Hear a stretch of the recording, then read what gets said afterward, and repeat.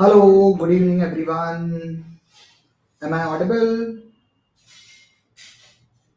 Yes, no?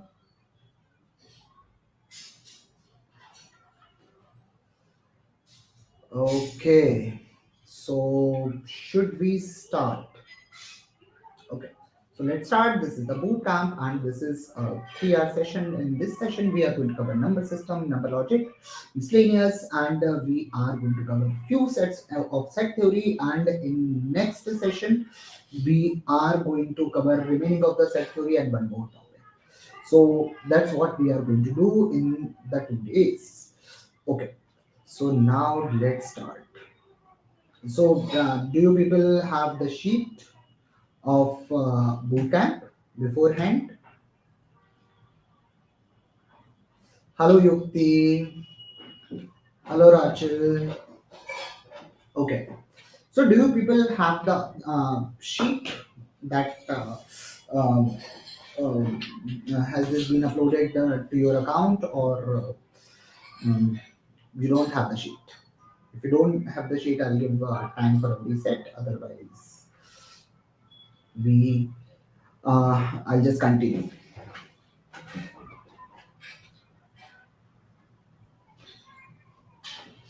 You don't have the sheet. Okay. So the set is right in front of you. The generic approach that I take. So just see the set, what the set is talking about, what is the information that is given. I would say take a screenshot of this, and then I'm going to show you the questions. Because when you see the questions, you have a different approach, right? So the generic approach to solve these kind of questions, any set of LRDI is that read the questions beforehand and then approach the LRDI set.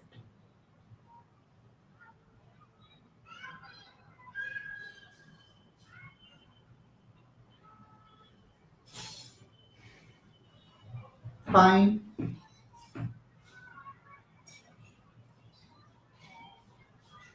Okay, Devraj, is my voice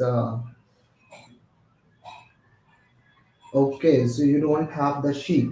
Okay, so if you don't have the sheet, then I would suggest that you do one thing, that just take the screenshot of the first page, and I'll show you the questions. Don't worry about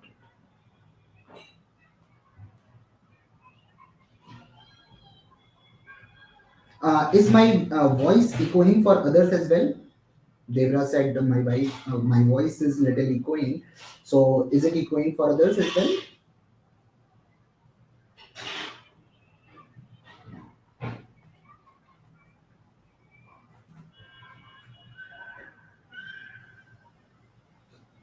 Now, let's take the screenshot of the questions. Before you start solving the set, just read the questions. If you are not reading the questions, okay, it's echoing a little.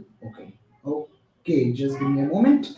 So basically, before you read the questions, don't solve any set. This is very generic approach that I tell everyone for any LRDI set. So just uh, do that thing, and let me change couple of settings. It's echoing a little. Okay.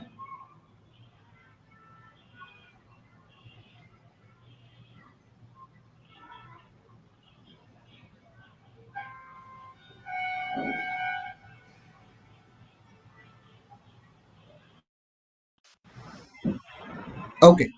Am I audible now?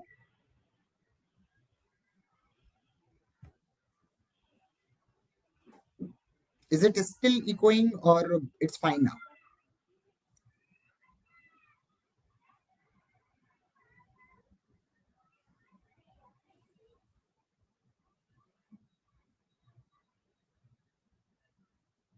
Okay.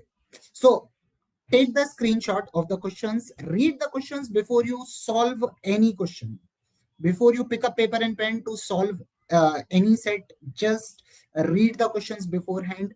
Then only your job is to approach any LRDI set, and this is the generic approach to solve any LRDI set. So everyone has seen the questions. Now let's read the question and think what is the approach that you are going to take. Then I am going to start how we are going to approach this set.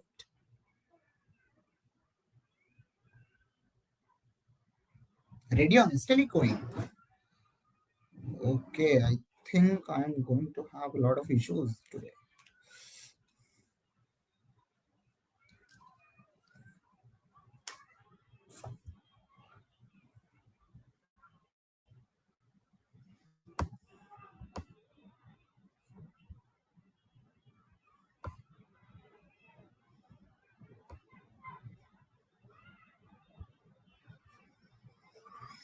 Hmm.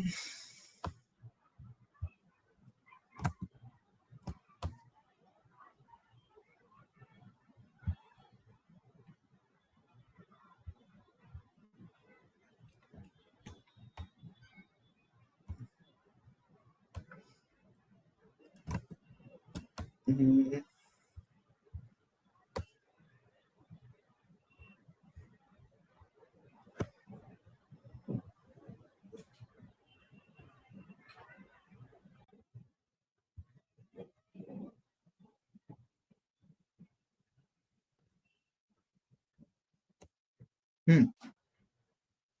Is it better now?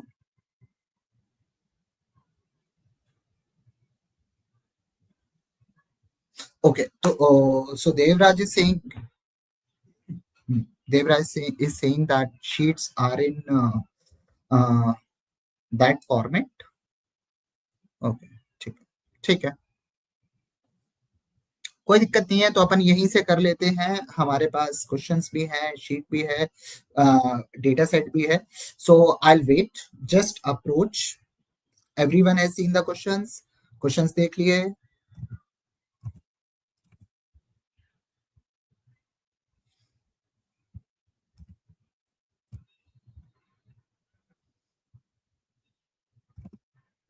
अच्छा, मेरा पहला question ये है कि question पढ़ के आपने क्या समझा? My first question is, after you have read the questions, what did you think?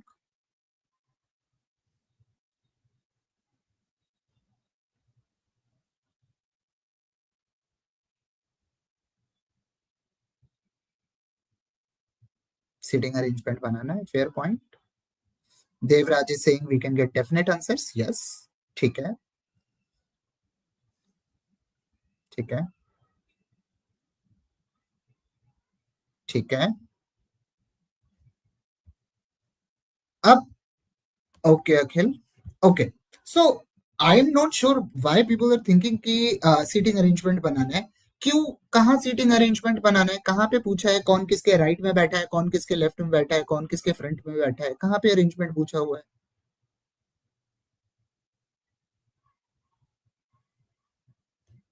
Question है किस चीज का?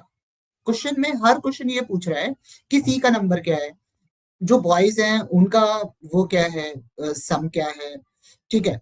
जो मुझे इसमें समझ में आया, क्वेश्चन नंबर 3 का जो इंफॉर्मेशन है वो सीधे क्वेश्चन है, वो ये बोल रहा है कि कुछ नंबर नेगेटिव हो सकते हैं। जनरली इस टाइप के सेट में जहां पे नंबर गिवन होते हैं तो लोगों का अजम्पशन जाता है कि सारे के सारे नंबर होल नंबर्स हैं। कोई नंबर 0 होगा, कोई 1 होगा, कोई 2 होगा, कोई कभी नहीं सोचता एक नंबर -2 होगा, एक नंबर -3 होगा। सो अगर तुम इस क्वेश्चन में थर्ड क्वेश्चन पढ़ो, सो थर्ड क्वेश्चन सीधे सीधे ये पूछ रहा है कि कितने नंबर्स नेगेटिव, राइट? कितने नंबर नेगेटिव हैं, इसका मतलब ये है कि कुछ नंबर तो नेगेटिव हैं, कुछ नंबर नेगेटिव हैं, कुछ नंबर पॉजिटिव हैं, और ये हमसे पूछा गया, राइट? केवल सीक्रेट नंबर पूछा गया है, अरेंजमेंट की तो बात ही नहीं हुई कि कौन लेफ्ट में बैठा है, कौन राइट में बैठा है, तो अरेंजमेंट क्यों बनाना है? अंडरस्टूड?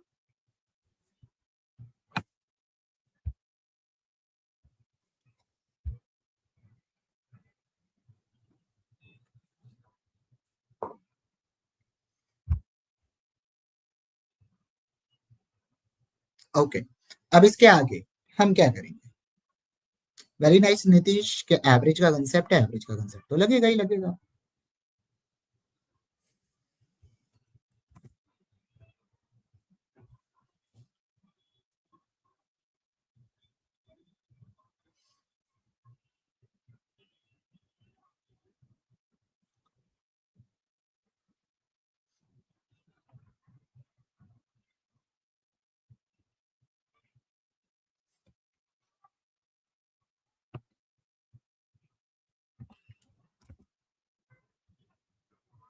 ओके युक्ति,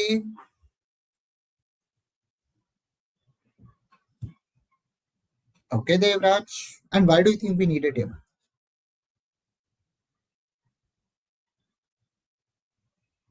Shubham, in these kind of questions start writing, लिखना तो शुरू करो।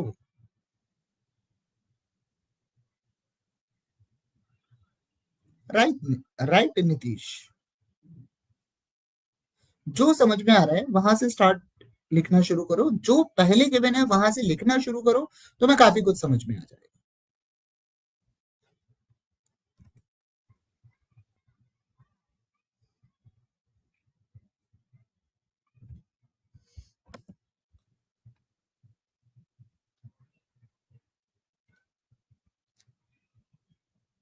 फर्स्ट लाइन, 10 लड़के जो जिनका कोड नेम है ए से लेके जे तक, ठीक है, उनको एक सर्कुलर टेबल पे बिठा दिया, ठीक है।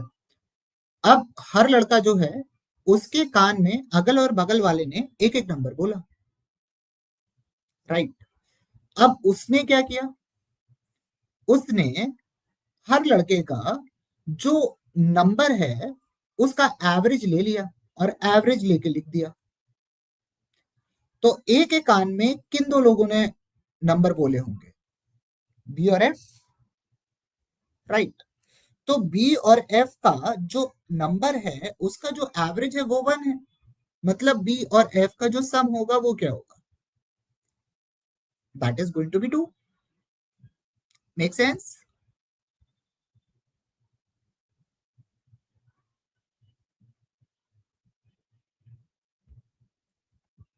लड़के ने अगल बगल वाले के अच्छा देखो, एक लड़का है उसके बगल में दो लोग बैठे हैं, वो दोनों लड़के अपने अगल और बगल वाले को आ, बोल रहे हैं, तो उस बीच वाले लड़के को तो दोनों लोगों ने बोला होगा ना, यस, नो, राइट, ओके श्रेय। ए के कान में कौन, ए के बगल में कौन कौन बैठा है, बी और एफ बैठे हैं, ए के नेबर जो है। देखो, अगर मैं यहाँ पे सर्कुलर टेबल लूं तो ए यहाँ पे बैठा है, तो बी यहाँ कहीं बैठा होगा और जे यहाँ कहीं बैठा होगा, क्योंकि ए के नेबर बी और जे, बी का नेबर ओ ए और जे है, ऐसे कैसे दिया होगा, ओ अच्छा ठीक है, ए के नेबर बी और एफ है, बी का नेबर ए और जे है, ऐसे बैठे होंगे, तो ए को एफ और बी ने नंबर बताया होगा और ए ने अपना नंबर एफ और बी को बताया होगा, तो इस टाइप से बात चल रही है, राइट।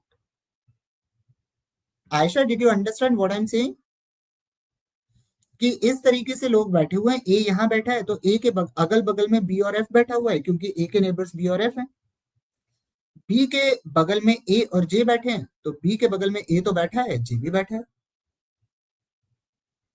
राइट।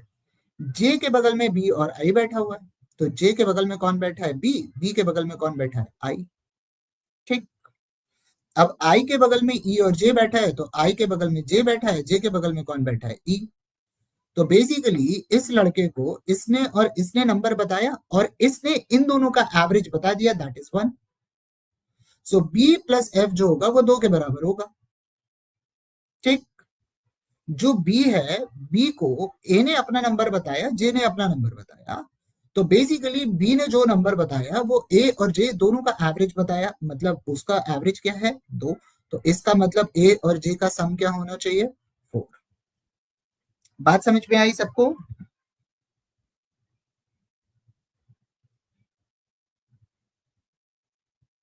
ठीक है ना? Ayesha, if you look at the first table, उसमें गिवन है ना, ए ने 1 दिया, बी ने 2 दिया, सी ने 7 दिया, डी ने 8 दिया। पहला वाला ग्राफ तो एवरेज ही बता रहा है ना, नंबर अनाउंस्ड बाय ईच का है।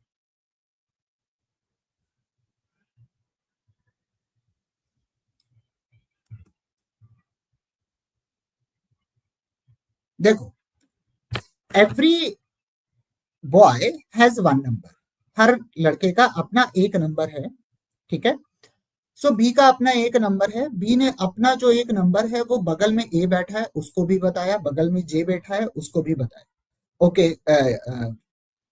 Karthi. So basically, uh, let's take an example of A. A is sitting next to B and F, and A got one number, and A is telling that number to B as well as F. Right. Now, similarly, B is sitting next to A and J. So B is telling his number to A and J. Fine. Now, F is sitting next to A. So F will be telling his number to A. So A is listening two numbers, one from F, second from B. So A got two numbers, right? So A got two numbers. And what A is speaking, A is taking the average of both the numbers and pointing out that number. And the number that A has spoken is 1. It means average of B and F should be equal to 1. So summation of B and F will be equal to 2. Make sense? And this table is telling us that who is sitting next to each other. So B and F are sitting, B and F are neighbors to A and J are neighbors to B, D and G are neighbors to C and H are neighbors to D. And this table is telling us who's neighbor to who. So B and F, both of them are telling their numbers to A, and A is telling I got 1. It means average of B and F is 1. So summation of B and F will become 2. Now, what number B is telling? B is telling 2. So it means average of A and J should be 2. So summation of A and J will be 4. Make sense? So what is going to be D plus G? So C is telling C is the neighbor of D and G, right? So basically C is telling 7. So summation average of D and G is 7. So summation of D and G is going to be 14. And that's what question is saying. Now C plus H. Average of C and H is 8. So summation comes out to be 16. Very nice. Now G and I. G and I sum comes out to be 10. A and H sum comes out to be what? 20, because average of A and H, F has told 10. So average of A and H is 10. So sum comes out to be 20. Now for C and E, that's going to be 12. D and F, and that comes out to be what? 18. E and J, and that comes out to be what? That is going to be 8. And B plus I, and that comes out to be what? 6. Okay. Now tell me, anyone has any doubt? Akhil, unless I solve, I cannot say that C is 2 or not. Let's solve first and figure this out. Okay. So at this point, anyone has any doubt?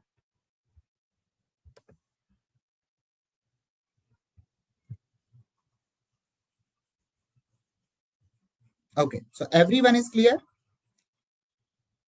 Now I don't know what to do. So what question is saying? First question, what is the number of C? So my job is to figure out what is the number of C. Second question, what is the sum of secret numbers of 10 boys? Okay. What is the third one? How many boys have negative secret numbers? Okay. Now, if I look at this, how many values I have? 10. Out of 10, how many times I'm getting B? Twice. If I add all the numbers, how many times I'm getting F? Twice. How many times I'm getting A? Twice. How many times I'm getting J? Twice. So I can say every value is coming twice or not? Yes, no. Can I say every value is coming twice?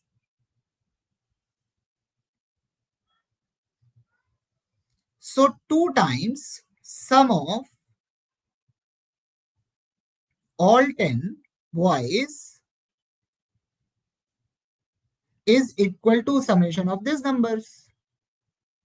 So 2 plus 4, 6, 6 plus 14, 20, 20 plus 10, 30, 30 plus 20, 50, 50 plus 30, 80, 80 plus 16 is what? 80 plus 16 is 96, 96 and 14 is 110. So sum of all boys comes out to be what? All 10 boys comes out to be 55. Got it? So second question is done. Nothing much to do. Clear?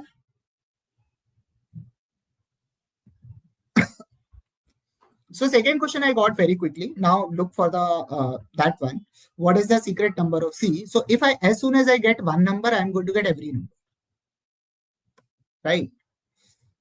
So what I'm going to do now? Okay, let's look for C. So where I can find C? This, this, okay. So C plus H, C plus E. So I'm going to write a different equations, C plus H and C plus E. And the C plus H is what? 16. And C plus E is what? 12. Okay. And this is what we are getting. Okay. Now E plus J is, I'm taking E as well. E plus J is what? E plus J is what? 8. So with C, I got E. So I picked up something with E. Or if I want, I can pick up something with H as well. So if I want, I can pick this as well, right? Now I am going to subtract this minus this. So this is going to give us C minus J, and that's equal to 4. Make sense? Now I want to use it somehow. Okay. Now with H, what do I get? This A plus H. So I am going to write the equations again. C plus H is equal to 16. Now A plus H is equal to what? 20. And with A, I got this, and A plus J is equal to 4.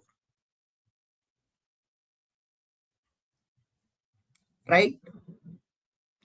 So if I add this and subtract this, so I am going to get C plus H plus A plus J minus A plus H, and that gives us 16 plus 4, 20 minus 20. So A cancels out, H cancels out. I am going to get C plus J, and that's equal to 0. And C minus J, we have already figured out, and that is equal to 4. Now add up both the numbers. So I am going to get 2C, and 2C is equal to what? 2C is equal to 4. So C comes out to be what? 2. So if C is 2, then J comes out to be minus 2. Got the value. Understood? So answer of question number 1 is going to be option A, that is equal to 2. Clear? Now the thing is, I wanted to skip, I didn't want to calculate every number, but if I read question number 3, it says how many boys had negative secret numbers. It means I need to calculate every number, right? So let's calculate. So C is what? 2. So if C is 2, then H is what? 14, because C plus H is 14. H is 14. What is A? A is 6. Okay. I'm not going to calculate H. We already have H. Now C is 2. E is what? 10. C is 2. E is 10, because C plus E is 12. Okay. Now if E is 10, then J is going to be what? Minus 2. Okay. We already got the value of J. Now I need to figure out some other values as well, because I got this, I got this, I got this, I got which one? I got E plus J as well. Now with E, Whom do I have? E and J. Okay. Now I need to do the same thing for others. I got B plus F, D plus G, G plus I, uh, and this one C is done, this is done, G plus I and B plus I. Okay. Now can someone tell me how we are going to solve this? So one of the equations is B plus F, that is equal to 2. Then I got D plus G, that is equal to 14. Then I got what? G plus I, that is equal to 10. Then what do I have? D plus F, and that is equal to 18. And B plus I, that is equal to what? 6. Now, if you want to solve 5 equations and you have this, what you are going to do? So let me tell you, what is the approach we take? Okay. Every number is coming twice or not? Yes, no? So if every number is coming twice, add up all the equations. So I am going to get 2 times B plus F plus D plus G plus I, and that's equal to what? That's equal to 20, 20, 40 plus 10, 50. So I got this value as 50. So I got B plus F plus D plus G plus I, and that's equal to 50. Now B plus F is 2. Sorry, this comes out to be 25. Right? Did I add up right? 20, 20. Okay. Now B plus F is 2. D plus G is 14. So this is 2. This is 14. So 2 plus 14 is what? 16. So what is the value of I? 9. So I got the value of I. Okay, I have to write it here. So I got the value of I, that is 9. So if I is 9, then what is the value of G? G is going to be what? 1. If G is 1, then what is the value of D? D is going to be 13. Now, if D is 13, then F is going to be what? 5. And if F is 5, then B is going to be what? Minus 3. So how many numbers I am getting as negative? 2. One is B, second one is J. No other number is negative. Understood?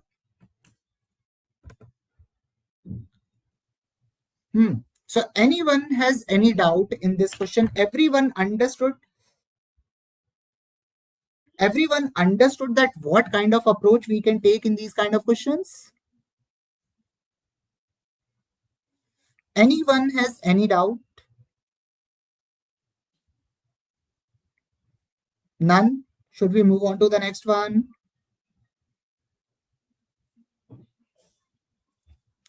Okay. Now, this one. So I'm just saying that just skim through the sets, and I'll show you the questions then.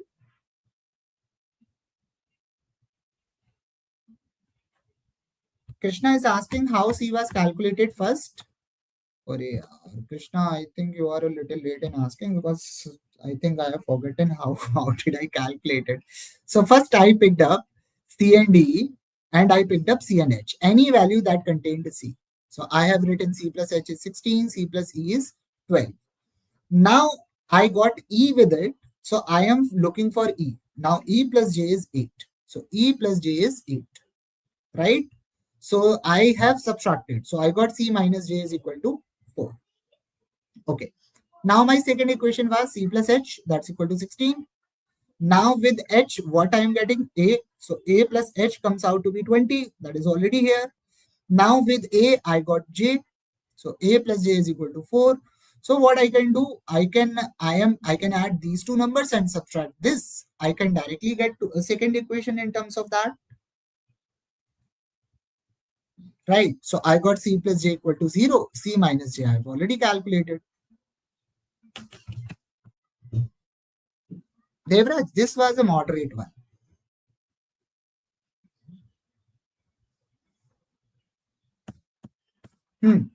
Just go through it.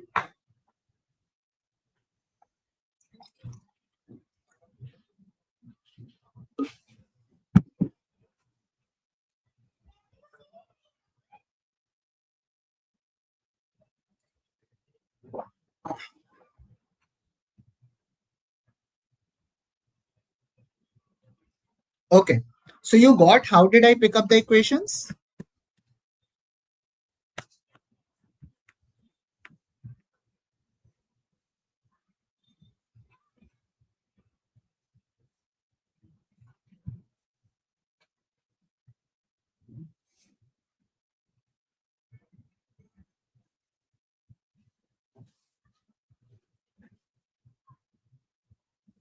Okay. Now this one, everyone read the question?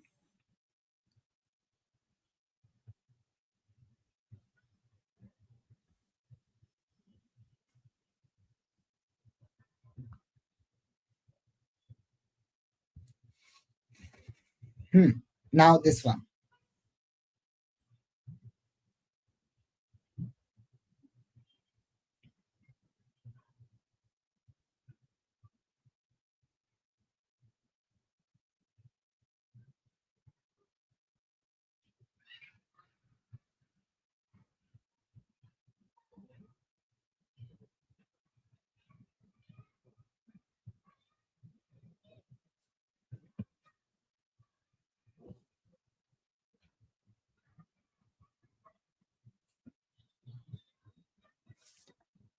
So can someone tell me what did you understand from the question?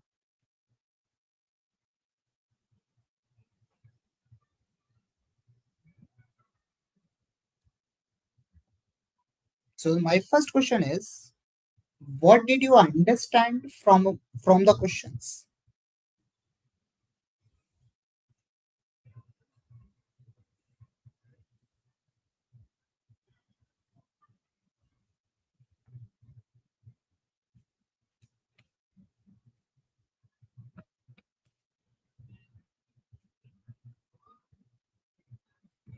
Are you sure? Definite questions are there.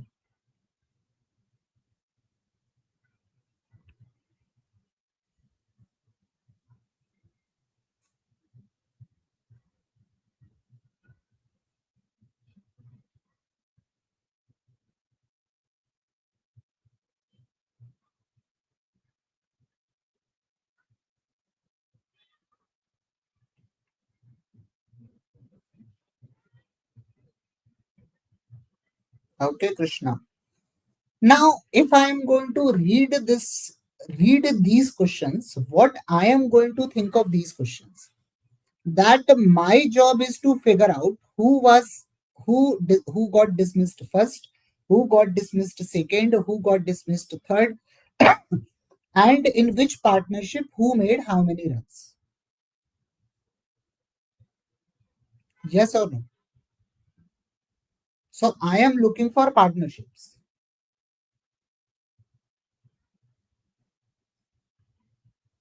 Got it? That is the first thing.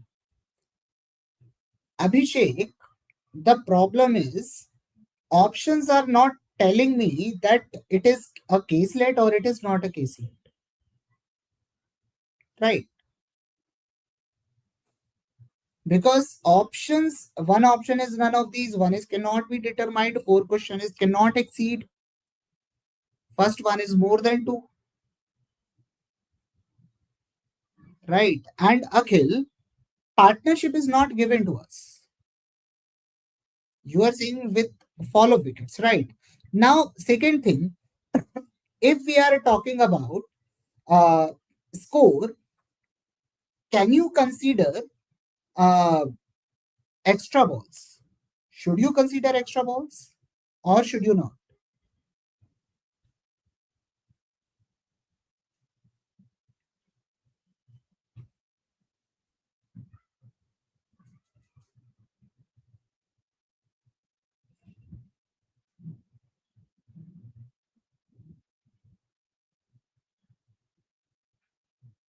Shubham, you can consider it games and tournaments itself.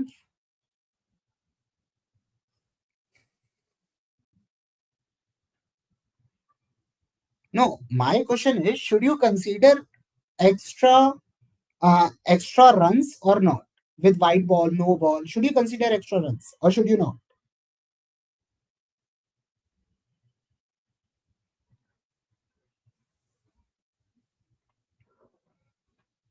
And how will you figure out that should you consider or should you not?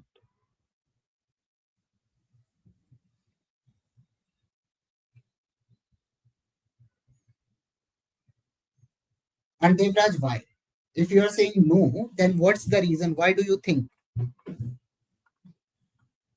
Because if we talk about, so what, Nitish? When we are talking about there was a partnership of 50 runs, and if you add up the sum of both the batsmen, it's not generally 50, it's less than 50.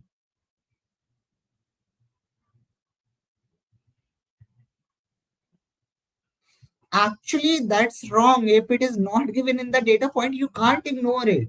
It's a rule of cricket. Now, let me tell you why you should or shouldn't. You should consider there are extra balls. Now, when total score is being talked about, so it means the team got dismissed at 110. Is it or is it not? Team got dismissed at 110, right?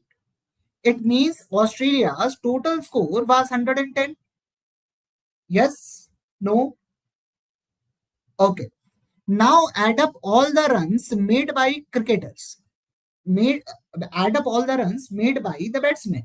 What is the sum?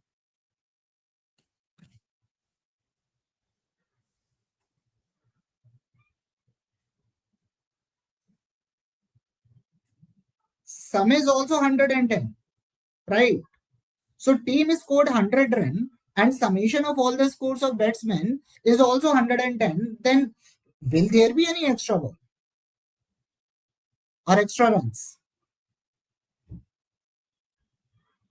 Right. So there will not be any extra runs because sum of batsmen is 110 and total score is also 110. It means there will not be any extra runs that we are going to consider. Make sense?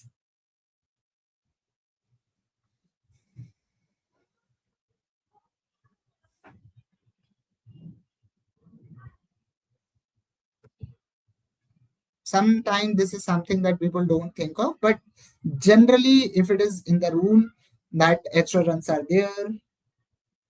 Okay Nishant, जितने batsman हैं सबने मिलके 110 run बनाए. सारे सारे batsman के runs का सम जो है, सारे बैट्समैन ने जितने रन्स बनाए, इंडिविजुअल बैट्समैन के रन्स का सम अगर वो टोटल स्कोर के बराबर है तो क्या एक्स्ट्रा रन होगा?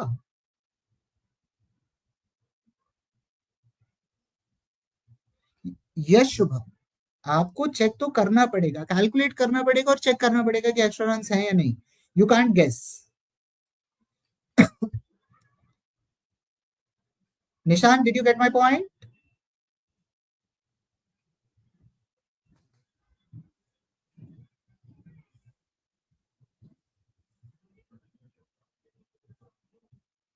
No Alisha, it's general rule. Nishant, एक बात बताओ.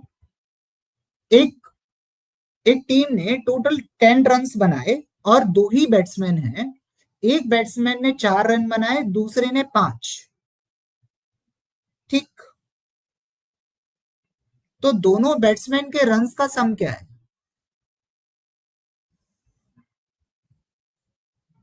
9. टोटल स्कोर क्या है? 10. इट मींस एक रन तो एक्स्ट्रा होगा, वाइड का होगा या नो बॉल का होगा या किसी और चीज का होगा. ठीक है ना? अब यहाँ पे अगर तुम सारे क्वेश्चन पढ़ो तो every question is eventually related to partnership. So your job is to figure out that if we are talking about partnership, in which partnership, who made how many runs.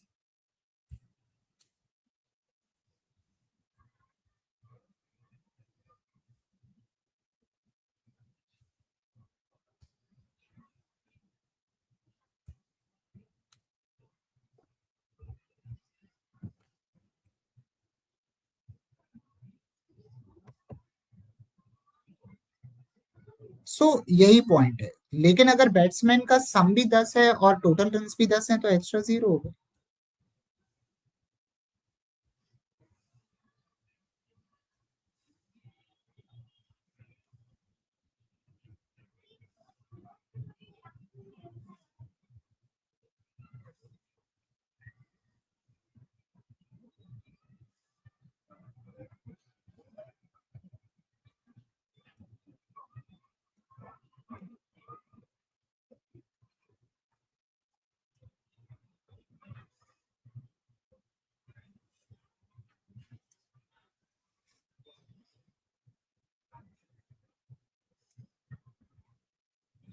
Understood Ayush?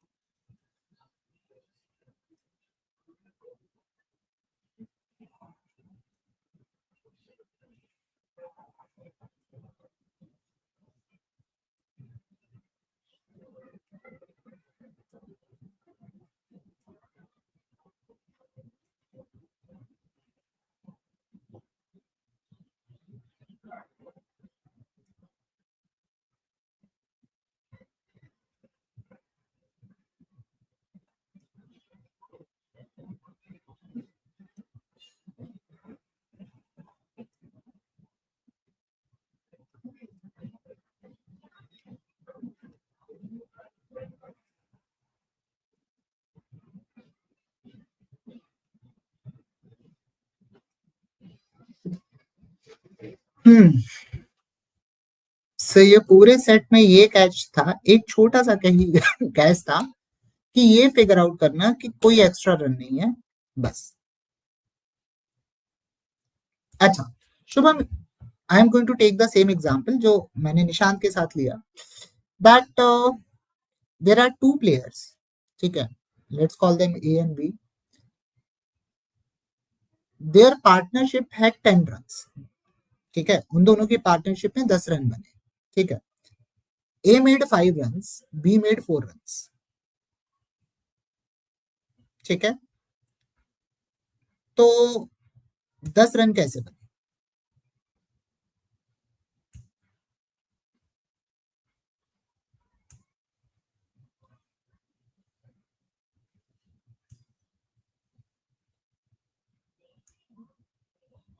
It means जो एक run आया होगा वो कहीं extra से आया होगा कि नहीं आया होगा, that might be wide ball, that might be no ball, right?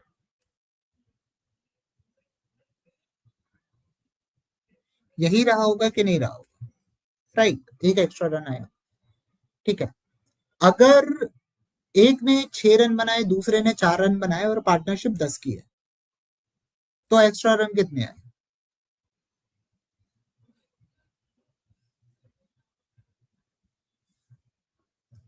0, right? तो अगर बैट्समैन के रन का स्कोर, इंडिविजुअल रन का स्कोर टोटल टीम के स्कोर के सम के बराबर है, तो इसका मतलब एक्स्ट्रा रन तो एक भी नहीं आया होगा, राइट?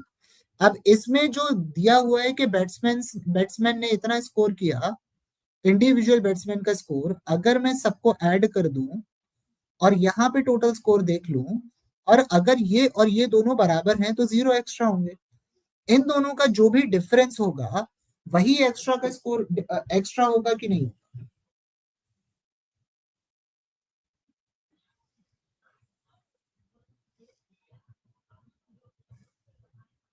गॉट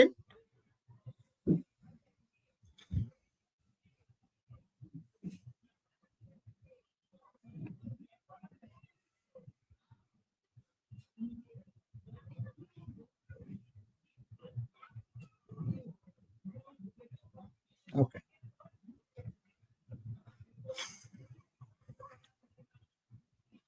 हाँ, तो इसमें वही है कि मतलब जो है वो चल रहा है। पहली पार्टनरशिप 25 की है, दूसरी वाली 10 की है, एंड सो बस यही करना है अपन को। अच्छा, जो टेबल बनाई, सो table is so table simply ये कह रही है कि पहली पार्टनरशिप है, उसमें कौन कौन बैट्समैन है, उस पार्टनरशिप में कितने रन बने। So the first partnership has who and how many runs they have made together. Fine.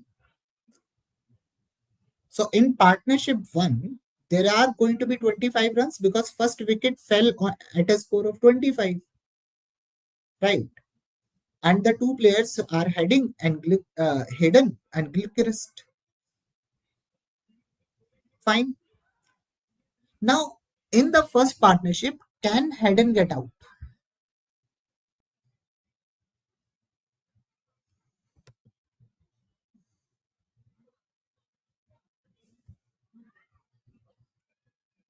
In the first partnership, can Hayden get out?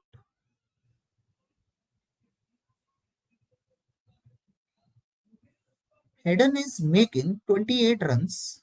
The total score is 25. So it means Hayden is definitely not out, right? So who can be out? Gilchrist, right? So Gilchrist is out at 7 runs. So it means Hayden has made 18 runs during the first partnership. Okay. Now Hayden has to make 10 more runs. Okay. Next partnership is of 9 runs. Okay. So if Gilchrist got out, we got Ponting. Now Hayden needs to make, right? Hayden needs to make uh, 10 more runs. Okay. This partnership is of 9 runs. Can Hayden get out? No. So Ponting will be out, getting out, and he is making how many runs? 8. So Hayden is making how many runs? 2. Okay. Now Hayden still needs to make 8 more runs. So Ponting got out at his score. Sorry, Hayden must have made 1 run. So Hayden still needs to make 9 runs. And who got out? Who's here? Simmons. Now Hayden needs to make 9 runs, and Simmons is and partnership is of 8 runs. It means Hayden cannot get out. So it means who got out? Simmons, right? So Simmons is making 4 runs. It means Hayden is also making 4 runs. So 18 plus 1, uh, what? 18 plus 1, 19, 19 for 23. So Hayden still needs to make 5 runs. Okay. Now Hayden is there. Hussey is there. Okay. And Hussey is here. He's making 20 runs and partnership is of 15 runs. So Hussey cannot get out. So it means Hayden got out. So how many runs Hayden is making? That is going to be 5 runs. So how many runs Hussey is making? That is 10 runs. Right. So I still got Hussey. Hussey needs to make 10 runs. Hayden get out. Then Hawk came. Now Hawk is making 3 runs. Hussey needs to make 10 more runs. So Hussey can't be out. So Hawk got out. So Hussey needs to make 2 runs. Okay. But Hussey still needs to make 8 more runs. Now Hawk got out. Who came? Lee. Okay. Now Hussey needs to make 8 runs and Lee is making 18 runs and partnership is of 13. So not possible. So it means Hussey needs to make how many runs? 8 runs. Lee is going to make how many runs? 5 runs. Lee still needs to make 13 runs. It means Lee can't get out. Okay. Now Lee needs to make 13 runs. Johnson is making five runs. So I got Johnson. Johnson is making 5 runs. Lee is going to make 2 runs. So 5 plus 2, 7. Still needs to make 11 runs. So Lee is making 11 runs, but his partnership is of 4 runs. And White got out at 0. So it means Lee is making 4 runs. Lee needs to make 7 runs. Clark is making 11 runs. Partnership is of 13 runs. So it means Lee got out. Sorry. 5, 2, 7, 4, 11, 7 runs. And partnership is of 13 runs. Okay. Now we got Clark. Clark is making 11 runs. Lee needs to make 7 runs. Who got it?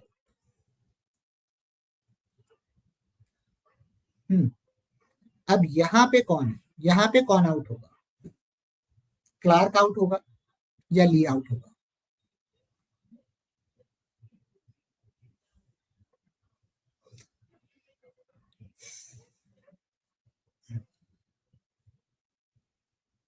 यहां पे कौन out होगा? And why Lee why Clark?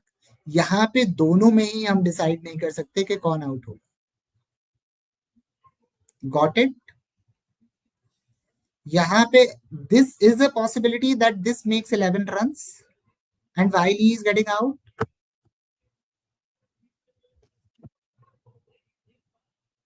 ली क्यों out होगा? So 5, 2, 7, 4, 11. Lee needs to make 7 runs. ऐसा हो सकता है कि this Clark is making 11 runs, Lee is making 2 runs. That is also a possibility और not? Because try to understand.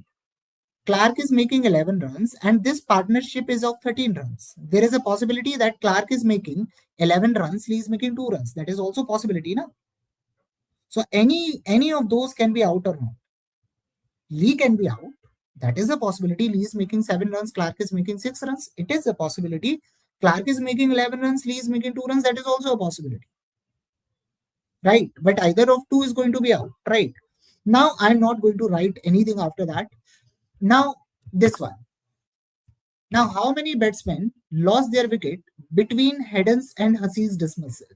So, I am not going to worry much about it. I am going to read the question directly. So, between Haddon's and Hussey's dismissal, Haddon got out here. Hussey got out here. So, in between, how many people got out?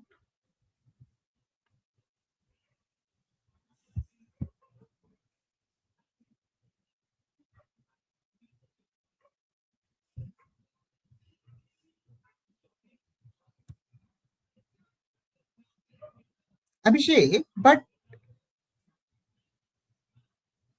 Lee's score get more than the table. Where did Lee score more than the table? Lee is scoring how much? Lee is scoring 18. 5 here, 2 here, 9, 4 here. So 5, 4, 9 plus 2, 11. He still needs to make 7 runs, right? Got it? Now, anyhow, I am not getting into this. Now, how many people lost their wicket between Haddon and Hussey's dismissal? That is going to be only one. Right? Understood? So that is going to be option B. We are going to see that if it is needed. Otherwise, I won't worry about it. Now, next one. How many runs is scored by batsman who was the 9th to be dismissed? So 9th to be dismissed is whom? I'm still not sure. It is Lee or Clark. Because Devraj, Haydon is which wicket? Haydon is 4th wicket, right? And Hussey is which wicket? Hussey is 6th wicket. So how many people lost their wicket in between Haydon and Hussey? That's going to be one, right?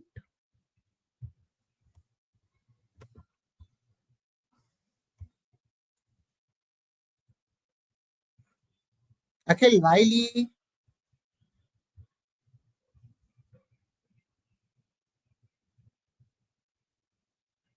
Shubham, Haydon is, is the 4th wicket, right? And Hussey is the 6th wicket. How many people lost their wicket in between?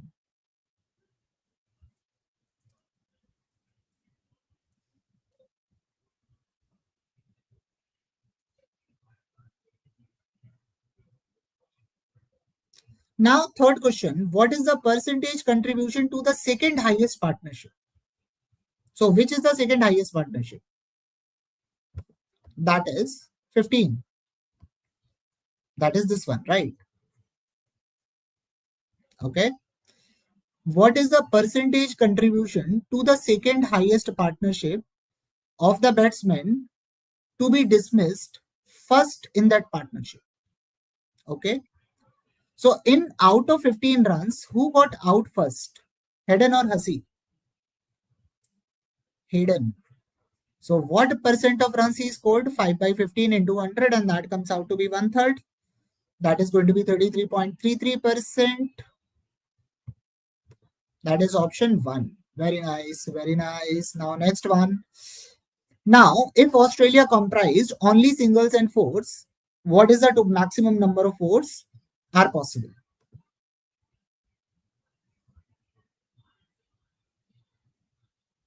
Okay. So in the first partnership, Hayden is making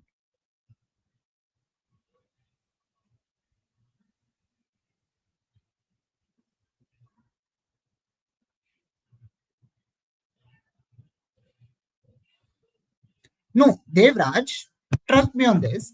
Now let's look for this one. Hayden is making it. Gilchrist is making 7 runs. Hayden is making 28 runs. Total partnership is of 25 runs. It means Hayden cannot get out first. Right. Now in this, Hayden is so if Gilchrist is making 7 runs, Hayden is making 18 runs. So Hayden still needs to make 10 more runs. Did you get this point, Devraj? Now Hayden needs to make 10 runs, but partnership is of only 9 runs. Can Hayden get out here in the second partnership?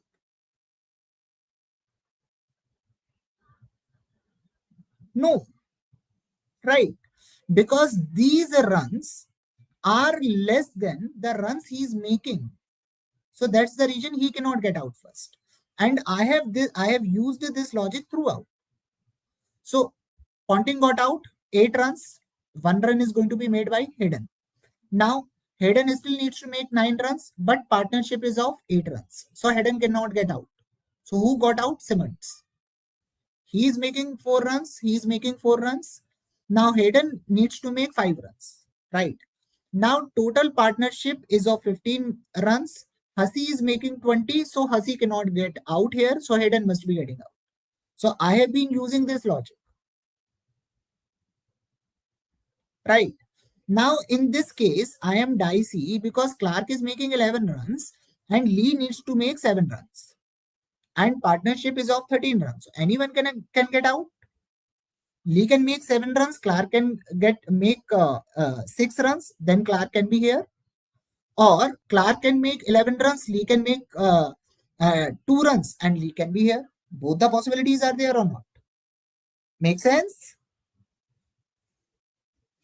Krishna, are we clear on this? That why I'm not taking any value over here?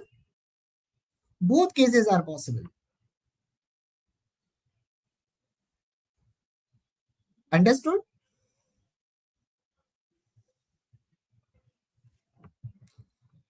Now, let's read question number 4.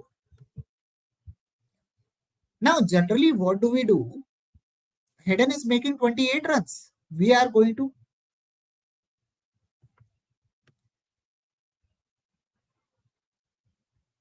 okay. Now let's see. Now, okay. So let's take Clark is making 2 runs. Lee is making how many runs? Lee is making 5 runs. Williams is making 6 runs. 11. That is a possibility. If he is making how many runs over here? 7 runs over here. He is making 6 runs. So Clark is making 6 runs. So Clark needs to make 5 runs and Williams is making 6 runs. Both the possibilities are there, right? Okay. Now, let's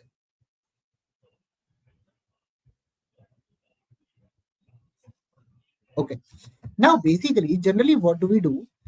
We to calculate the maximum number of fours, we divide 28 by 4. I am going to get 7 fours, right? But this is not the case over here, right? Because Hayden is making 18 runs. So in the first partnership, he cannot make more than 4 fours.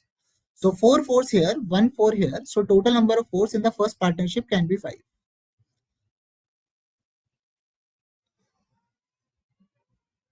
Okay, so Lee is making 7, Clark is making 6. Now Clark is coming here, Clark is making 5, Williams is making 6. Is sum 11? Yes. Got it, Abhishek?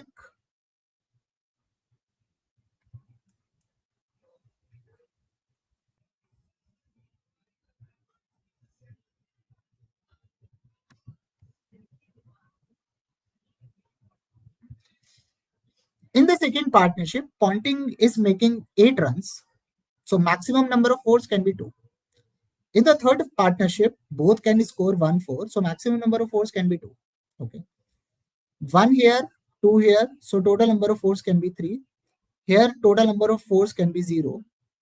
Here 1 4 plus 2 4. So maximum number of 4s can be 3. Then here I can have 1 4. Here I can have what? 1 4. Now Williams is making 6 runs in the last partnership. So Williams is making only 1 4. Right. Now there are two possibilities I got. If I'm going to consider both the cases, he's making 7 runs, he's making 6 runs, he's making 5 runs, he's making 6 runs. Right. Williams. So basically 1 and 1, 2 4s, 1 and 1, 2 4s. Okay, that is one case. Second case, this is 2, this is 11, and this is what? 5, and this is 6. So I am going to get 2 4s and 2 4s. My value is still same. 2 plus 2 4 plus 1 5 plus 1 6 6 plus 3 9 9 plus 3 12 12 plus 12 plus 9 is going to be 21. So what is the maximum number of uh, 4s? That can be 21. Understood, everyone?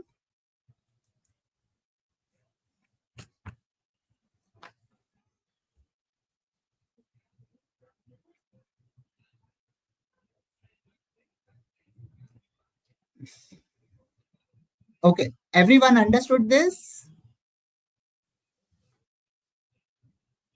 Okay, okay. Now, Bhavesh, do you want me to solve these kind of set in 6 to 7 minutes?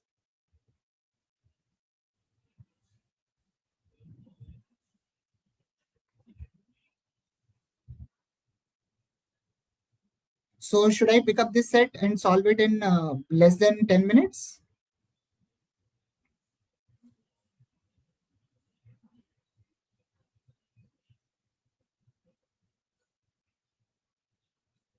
So Bhavesh, try to understand. I am not solving the set on my own. I am explaining the set. That's the reason I am taking more time. Discussion is fine. There is going to be discussion. It should be there. Got it.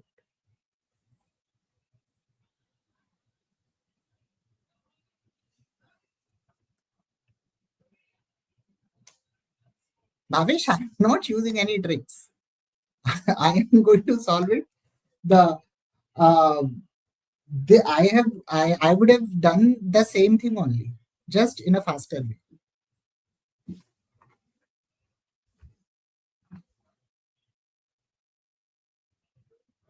So do you want me to finish this set in 6 minutes? 6, 7 minutes. Let me try.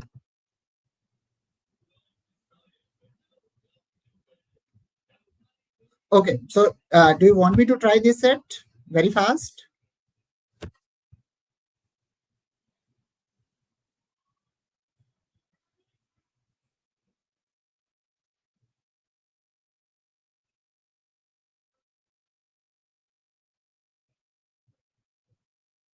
Okay. Okay.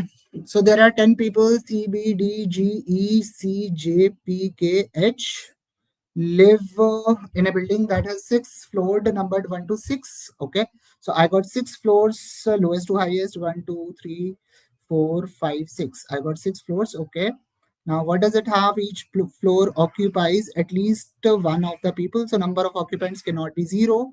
Okay. NX represents the number of people living on that floor. Okay. So NX cannot be zero for any of the floors. I got what? I got, okay. So I got number of occupants. I got names. Okay, now what do I have? C and B lives above the floor.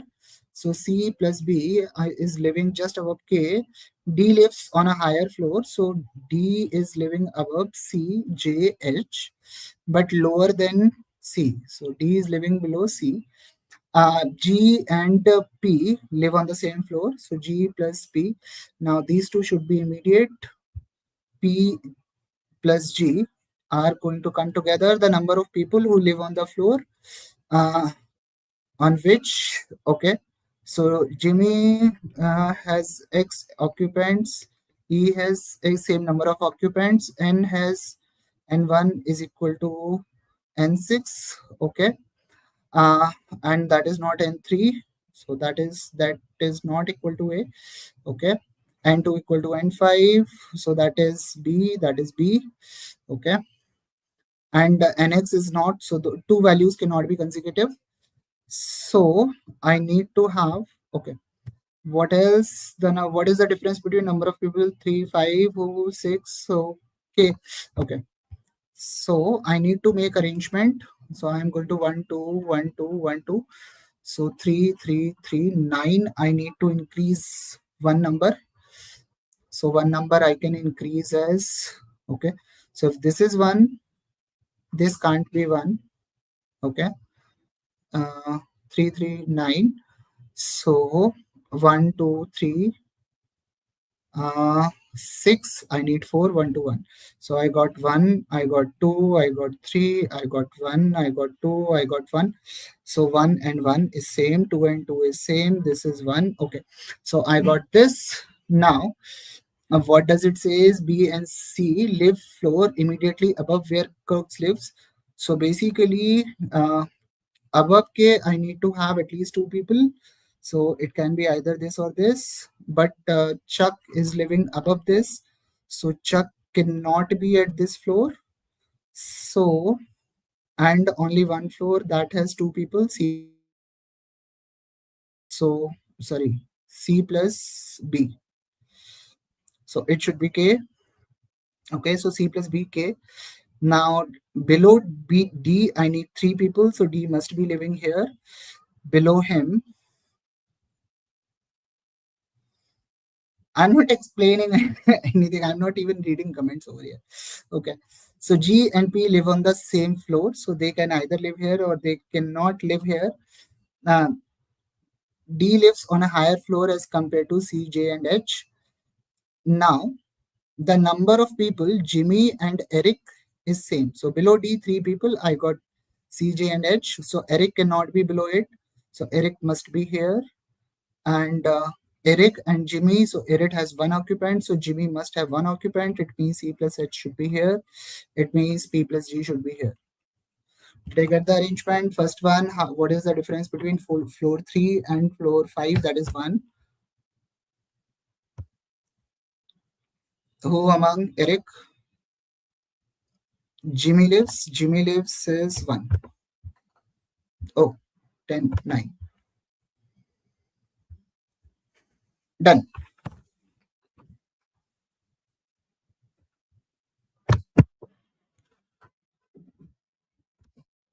Okay. Okay. So let me start again. Bhavish, understood?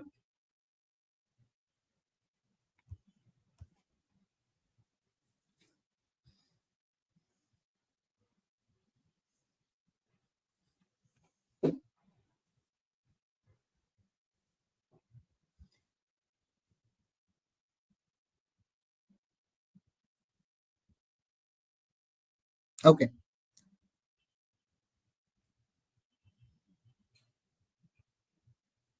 Now this one, now let's start. Now let's start again. So basically, what does it say? What does it say is that,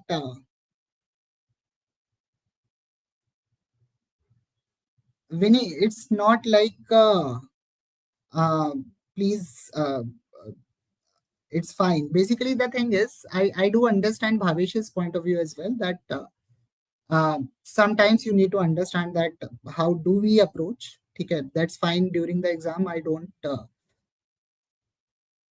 No, I'm Krishna. I'm not proving anything. I know I'm not proving anything, and I am very sure that Bhavesh was not asking me to prove me. Just there was a simple thing that he there are chances he wanted to see if I want to approach this set, what will I do, right? So this is what I do, and Bhavesh, trust me on this. When I'm explaining the set, I take a little more time, right? Because I need to explain things as well. Eventually, I am doing the same thing, right? Nishant यार मेरी ego बहुत बड़ी नहीं, मेरी ego बहुत छोटी है यार. ठीक है. So let's start this one. So let's leave this discussion aside and let's solve this one. Okay, fine, Ria. Take some time. Okay. So understand point by point. So basically, read the questions first, right? कि क्या scene है, ठीक है.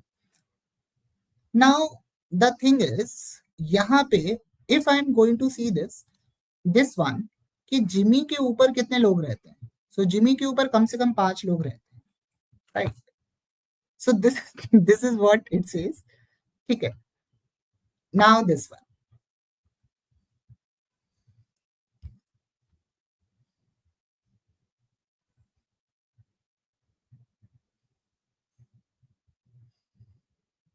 Hmm.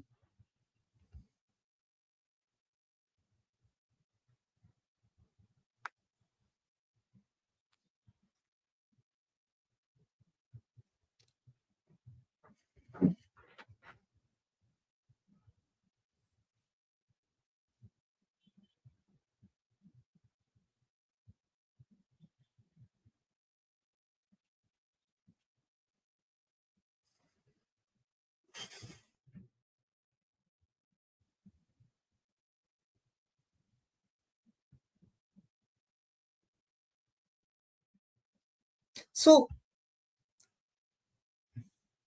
अकेले it's fine. पूरा solution पता है तो भी कर लो, ठीक है. I'm not sure that you are still going to be comfortable with the arrangement कि वो किस फ्लोर पे कितने लोग रह रहे हैं. That's still I think it's still going to be uh, अगर दोबारा करना होगा I think it is still going to take some time to figure that out कि कितना कैसे होगा, ठीक है. So do it once more.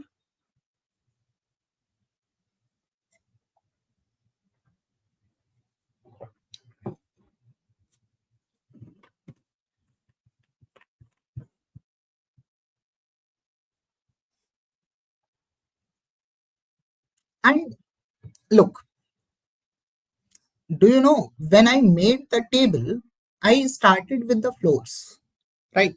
So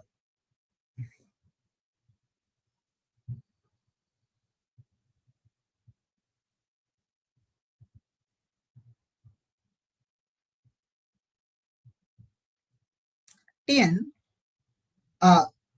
देखो, just try this again. I'll explain everything. I'm not saying कि ऐसा क्यों नहीं. I haven't explained anything. I just solved it, right? So I'll explain now. Don't go with my solution. मैंने जो किया वो मत देखो, तुम अभी अपने हिसाब से सोचो. I'll explain.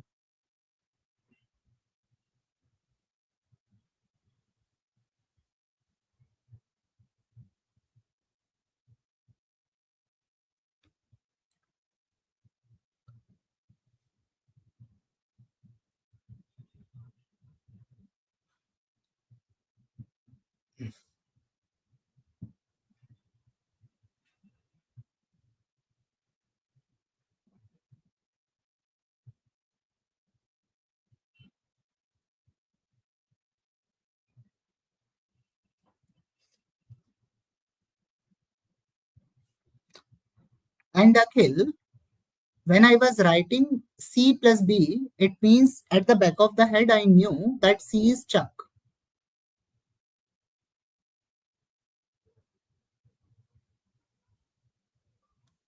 Fine. And whenever I have these kind of questions where people are living on the floor, always remember that floors are constant, right? Floor हमेशा 1 2 3 4 5 6 ही होगा, ठीक है. So हमेशा whenever you get something that is very much constant, start the table from that point. So पहला column तो कुछ भी हो वो फ्लोर ही जाएगा, ठीक है.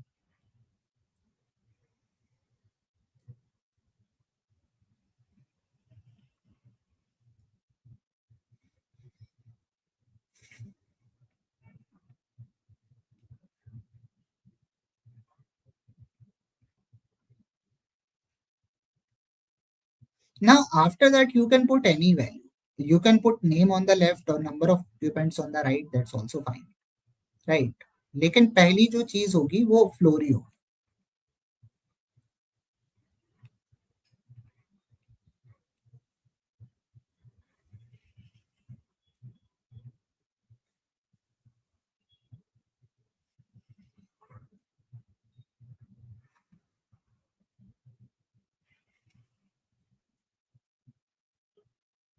Shubham, I am going to explain everything later on, not now. Just explain, solve on your own. Try to figure things out.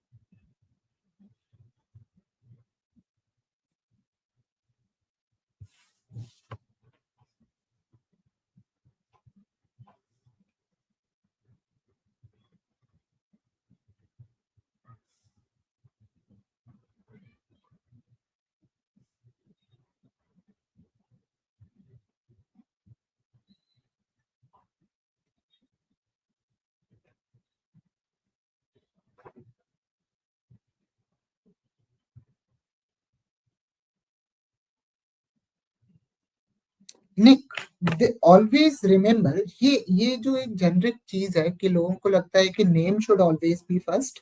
That's not true. देखो, whenever in a table, in a data set you find something that is constant, जो change ही नहीं होगी, ठीक है. अगर मैं building की बात करूंगा तो बिल्डिंग में जो फ्लोर्स हैं वो हमेशा कांस्टेंट रहेंगे, right? So when you have something constant, that means its order cannot be changed. That is always the first column.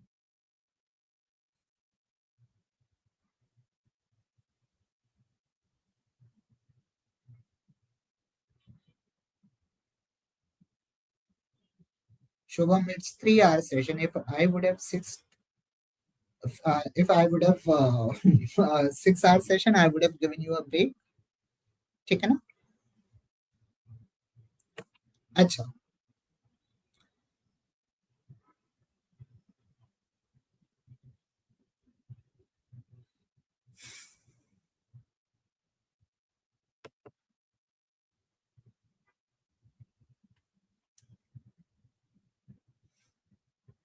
Now basically,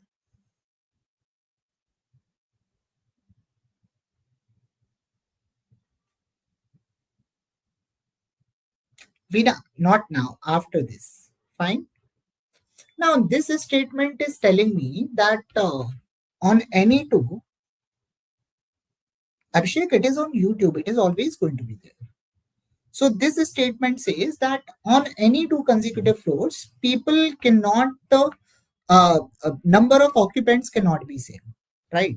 मतलब जो फर्स्ट फ्लोर पे है, सेकंड फ्लोर पे नंबर ऑफ ऑक्यूपेंट्स डिफरेंट हो. Devraj, yes, and we'll discuss about that later on is. ठीक है. Now I have 6 floors and I have 10 people. So जो पहला अरेंजमेंट दिमाग में आएगा वो आएगा 1 2 1 2 1 2, राइट? ठीक है. So this is the arrangement I am going to think of first, right? Now I am going to add up 3, 3, 3, and this gives us 9. How many people do I need? I need 10 people. इसका मतलब इनमें से एक value को एक से बढ़ाना होगा. It means I need to increase exactly one value by one. So I cannot have 4 twos and 2 ones. So one arrangement can be this. Now, if there are 4 twos, then two consecutive values definitely are going to be same. So this arrangement is rejected. It means the only arrangement possible is going to be 1, 1, 1, 2, 2, and 3. Okay? It means two numbers are going to be same. ठीक है. दो number, तीन number, एक number. ठीक है. अगर मैं यहाँ पे 2 से शुरू करूं, so if this is 2, then this is going to be what? 2. This is going to be what? 1. This is going to be what? 1. Now this can be either 1. So what I left out? I am left out with either 1 or 3. तो यहाँ पे 1 आएगा तो ये दोनों these two will be consecutive. यहाँ पे 1 आएगा तो these two will be consecutive. It means 2 cannot be this number. Make sense?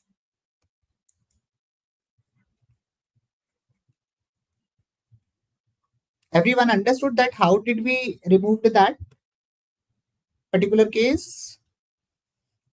So it means this is going to be 1, this is going to be 1.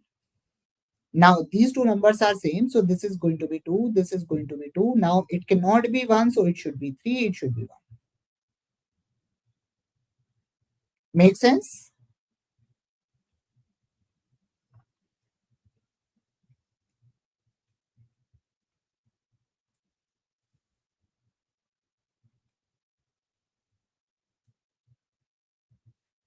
Now it says that Chuck and Barry are living just above Kirk.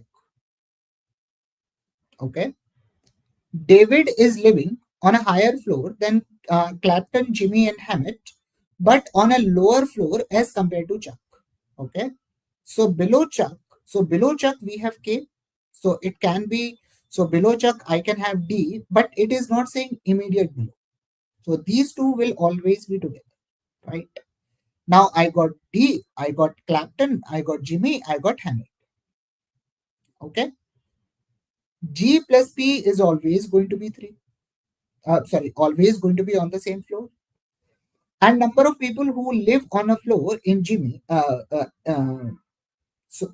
number of people who live on the floor on which Jimmy lives is equal to that of the floor where Eric lives. So either Eric and Jimmy are going to be in these two floors, or Eric and Jimmy are going to be in these two floors, or Eric or Jimmy are going to be in these two floors. 1, 4, 1, 6, 4, 6, 1. These two are arrangements, or 4, 1, or 2, fourth floor and second floor. These are the possible arrangements I got. Okay. Below David, I need 3 people. And David must be below Chuck. So where Chuck lives, that floor must have at least 2 people, right? So C plus B, because they are coming together. So C plus B can be here. So if C plus B is here, then David must be here. And below David, there should be 3 people. That's not a possible arrangement, right? So Chuck and Barry cannot be on this floor. So Chuck and Barry, we have only one possibility, that is Chuck and Barry. Okay. Now Kirk must be here, just immediate below, right? Now for Eric and Jimmy, I got only one possibility left, because Eric and Jimmy is not a possibility, because in this floor is full. So it means Jimmy is living below David. So basically Jimmy must be here, Eric must be here. Now below David, there are 2 more people. It means David cannot be here. It means David must be here. So it means C plus H should be here. So remaining P plus G are going to be on this floor. Understood? Yes, no?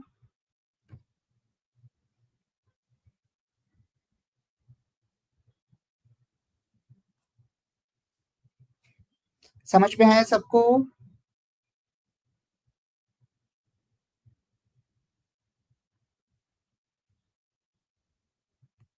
Okay. Now, what is the difference between number of people who live in floor 3 and floor 5? So floor 3 में 3 लोग, floor 5 में 2 लोग. Okay. So Ria, you are saying that how we are getting with this 1 2 3 1 2 1. यही है ना? ठीक है. So basically, if I okay. So basically, are we clear till this point? के arrangement तो यही होगा 3 times 1, 2 times 2, 1 times 3. Yes, no?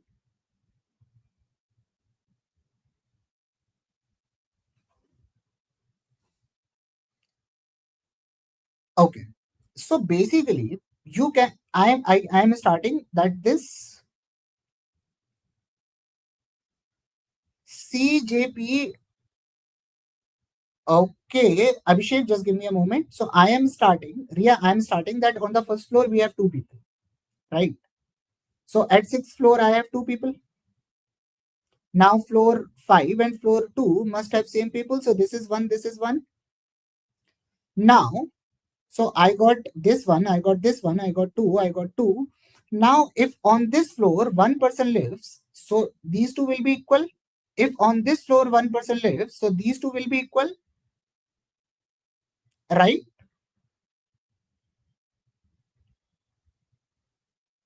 So can you say this is a right arrangement?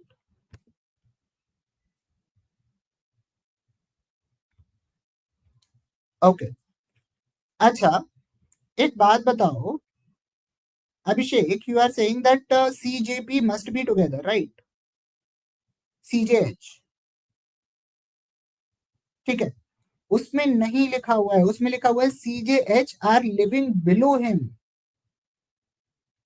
इसका मतलब वो उसके नीचे रहते हैं, सेम फ्लोर में तीनों का रहना जरूरी थोड़ी है. Got it? If you look at the last question, that is asking कि जिमी के ऊपर कितने लोग रहते हैं. तो जिमी के ऊपर कितने लोग रहते हैं, you have to count everyone above Jimmy. Got it? उसके ऊपर इमीडिएट फ्लोर के थोड़ी काउंट करेंगे. Make sense?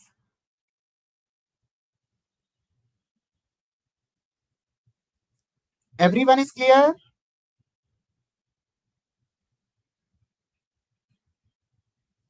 Yes, no?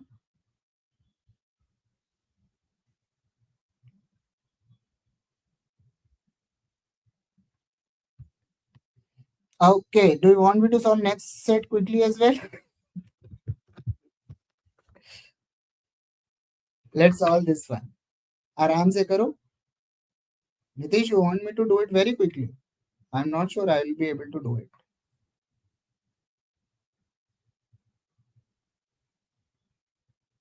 जल्दी से कर लो इसको. Okay, ठीक है. So basically what this set is saying, read it. Okay, so basically it says continued as well. So continued means, so kindly take the screenshot of this page, because I think there is going to be a too much information. In the next page we are going to have some information.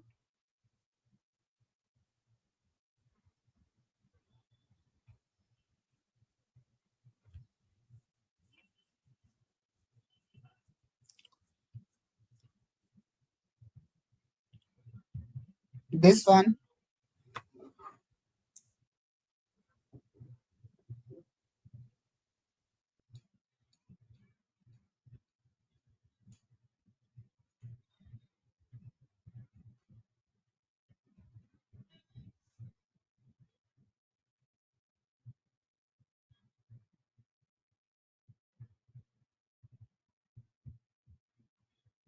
and these are the questions.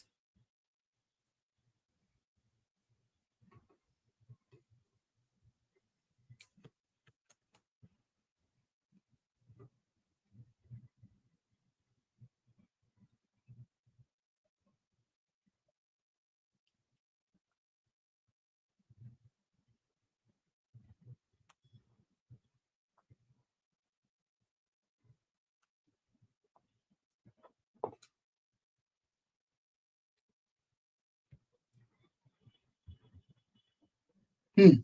Now this one. Think, solve.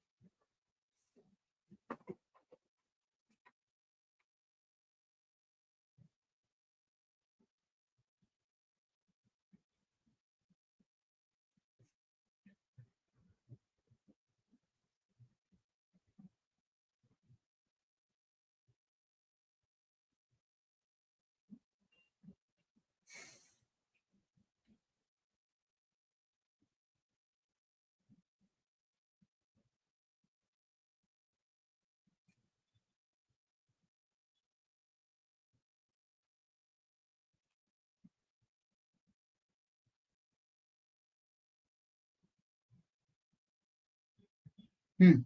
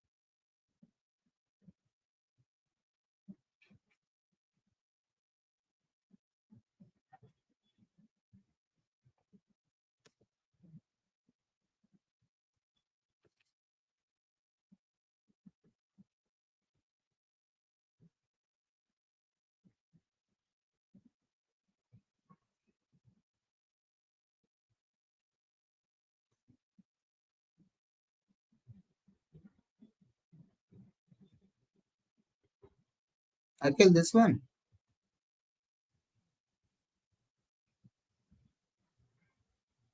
Okay.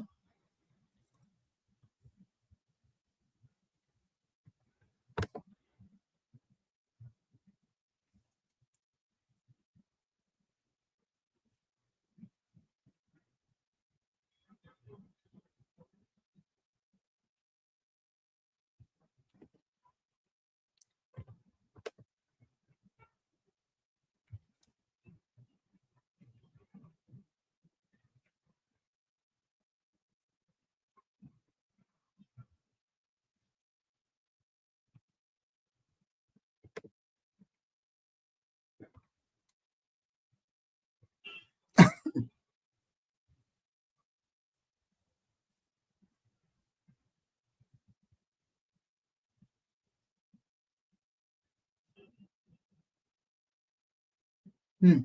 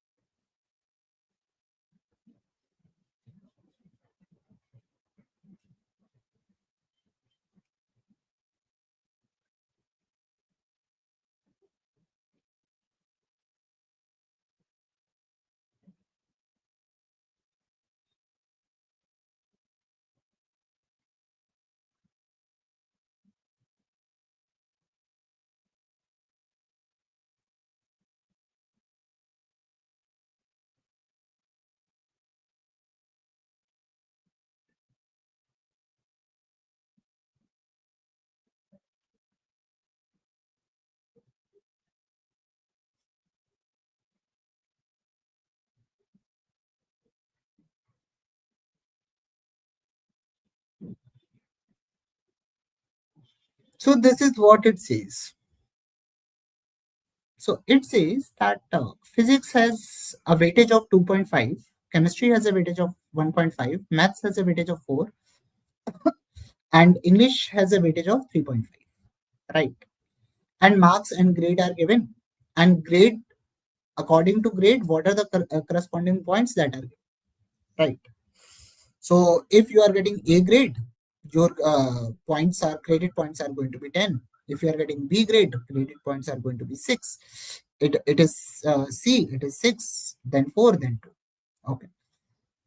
Now CGPA is calculated is summation of credit points into credit score. Student has scored credit of that subject into point received, and point received is what, out of 10, right? So if I want to calculate the CGPA of Aman, he is getting 4 in physics, and it has a credit of 2.5. So how many marks? 4 into 2.5. That's going to be what? 1. He is getting 8. He is getting B over here, right? So B means 8. 8 into 1.5 is going to be 12. That is 1.2. Okay. It is getting 4. 4.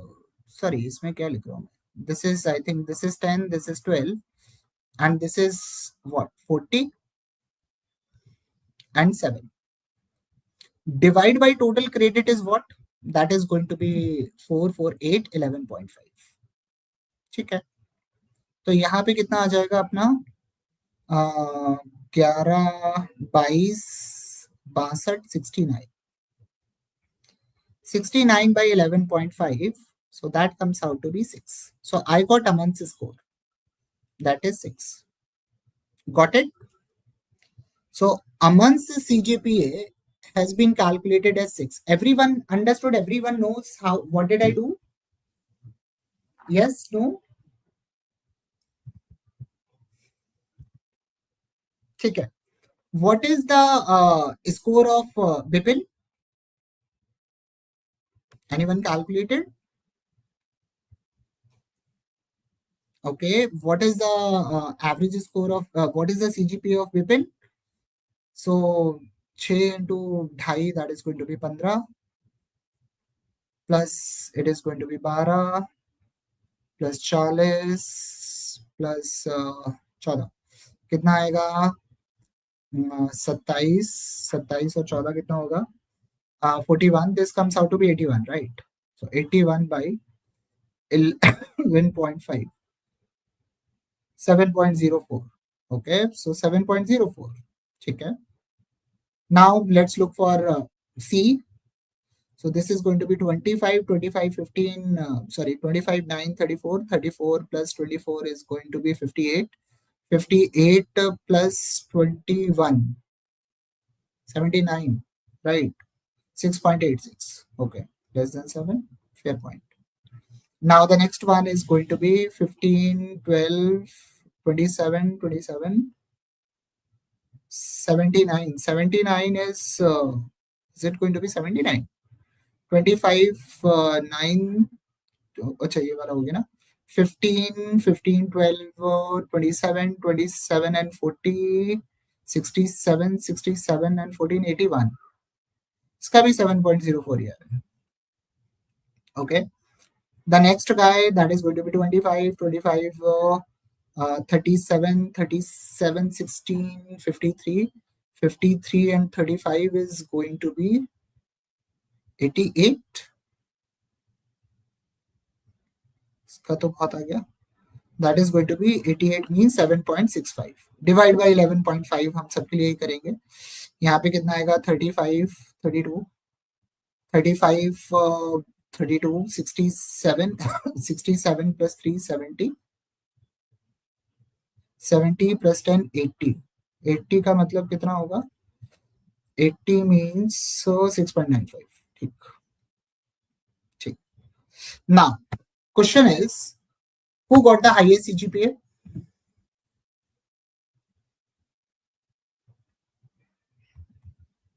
तो highest CGPA तो अपना सीधे ईशा का आ रहा है. So answer of this question is going to be option C. Which two students got the same CGPA? Same CGPA वाले कौन से दो student है? That is 7.04, B and D, Bipin and David. And what is Farhan's Fardeen's CGPA? Fardeen's CGPA is 6.95 or 6.96. That is going to be option C. Check. Everyone understood what did we do in this set? आसान था ना ये वाला?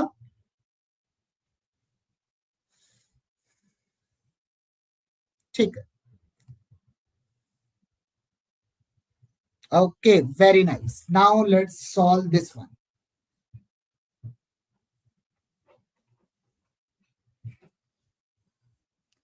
There are five different machines in a factory LDBMW with each of the four products ABCD is manufactured by using a distinct combination. ठीक है, ठीक है. The individual processing time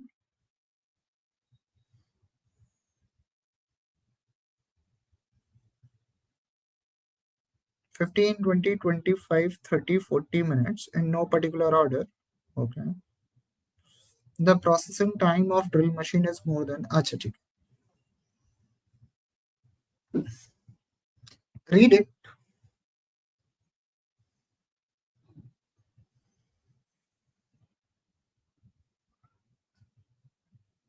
Okay, Trevor.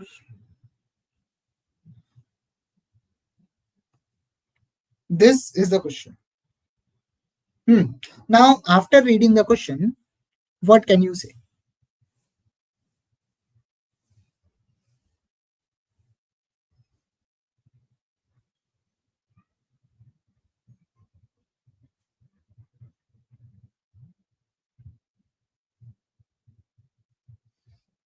Now, read it and tell me.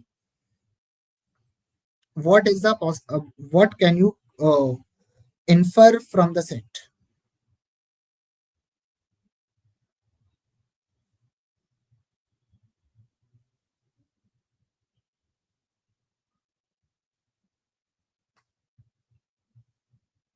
Okay.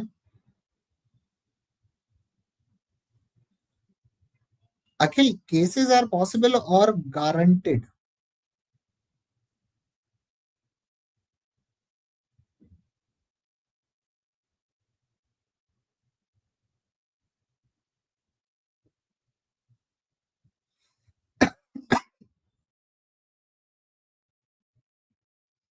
That is guaranteed because if you look at question number one, which of the following can be? Second can be. Third one is can be. Right? So everything is can be. Yes, Nitish, independent questions are there. So generally, when we have independent questions, we generally take a little more time, and these kind of sets are generally doable. Doable means these kind of sets are generally easy. I'm not saying always, generally they are easy, but the thing is, when you need to make independent case for every question, then I think it takes a lot of time. It is on an average, people take 15 to 20 minutes to solve these kind of sets. Right. So just read everything.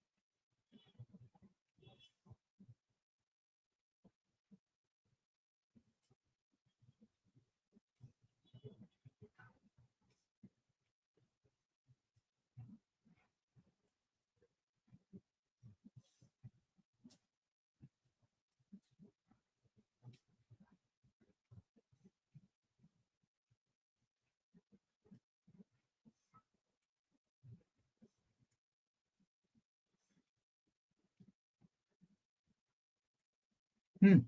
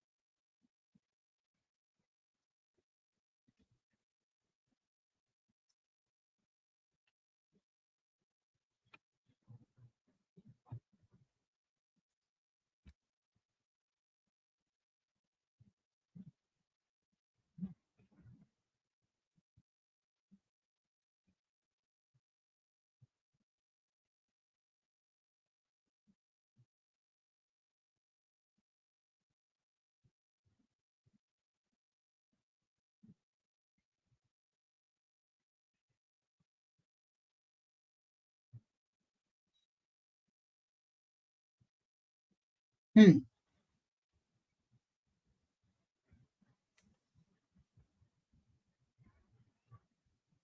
Yes, Nitish, these kind of questions are always helpful in last 5-7 minutes because you read the data set and you get couple of questions right.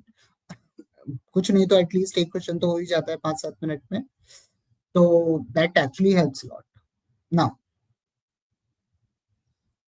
so ये पढ़ लिया, समझ लिया क्या करना है हमको.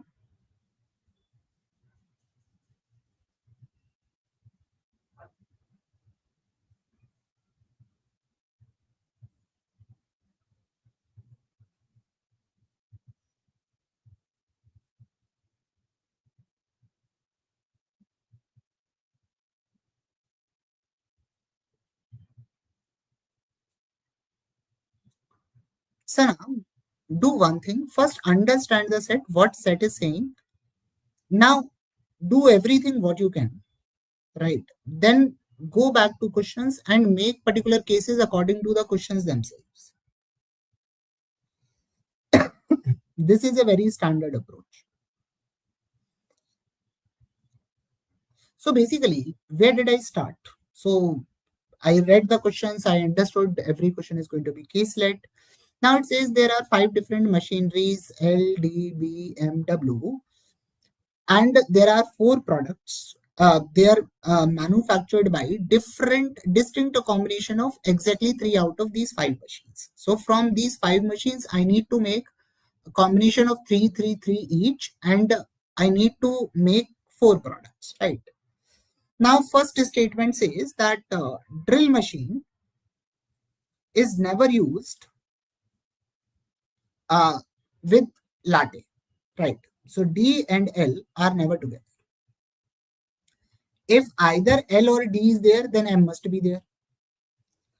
And apart from that, when I read the second passage, it is not talking about combination of machines. It means I am just writing down all the possible combinations.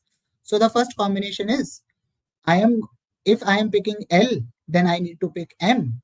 So and I cannot pick D. So I can go with L, M, and B and L, M, and W. That is my first combination. Second combination is uh, uh, the first 2 combinations are there. Then I can pick D, M, and B and D, M, and W. So second, these 2 are my second combinations, right? Now, when I'm going to talk about when I'm not picking L and D both, so I can make one more arrangement that is B, M, or W. So I am getting only 5 possibilities. Got it? But the thing is, I got 5 possible arrangements and there are only 4 products, right? So what to do with this? I don't know. So I am just leaving it there only. I'm not solving any further. I am coming to second passage.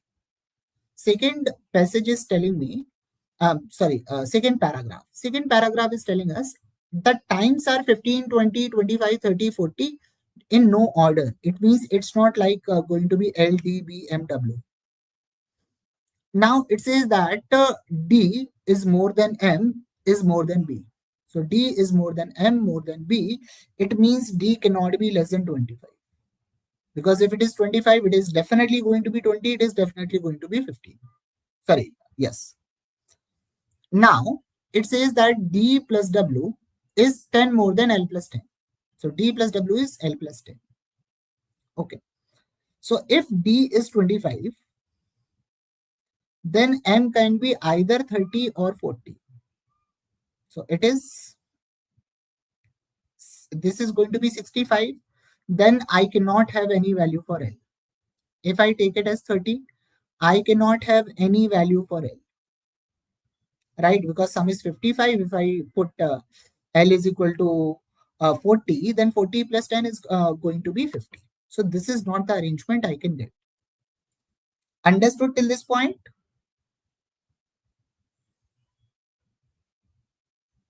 Yes, no?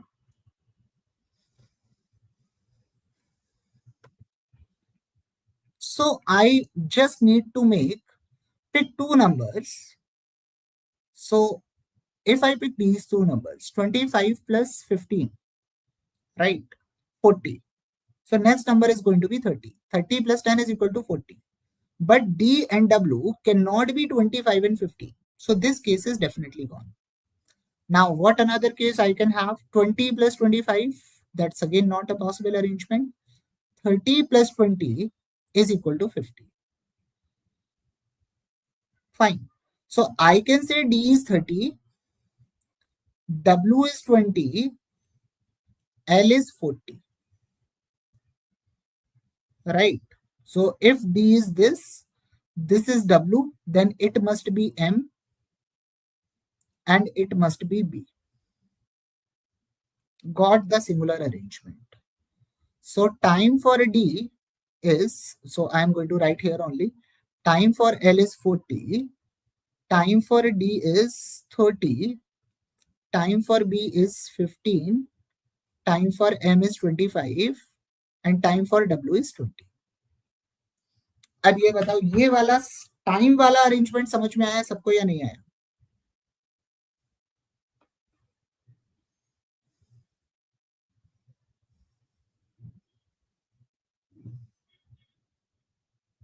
Yes, no? क्योंकि D का और W का जो सम है वो L की value से 10 ज्यादा है, right? So this is the arrangement we get. Okay, okay. Now, okay, Harshita, so you are saying 15 and 20. So if you take 15 plus 20, sum comes out to be what? 25. So this becomes 25. But remember, D can never be less than 25. Because there are two numbers that are smaller than D. So D can neither be 15, D can neither be 20. Make sense, Harshita? Okay. You are saying that D plus W and that is equal to 15 plus 25. Right. Now remember, if D is 25, then M must be 20, B must be 15. Then W cannot be 15. Make sense? So D cannot be 25, D cannot be 20, D cannot be 15. So you don't have any other possibility left. Understood?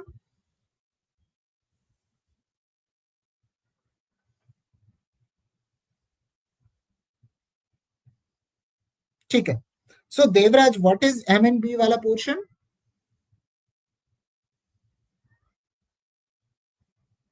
Harshita, are we clear now?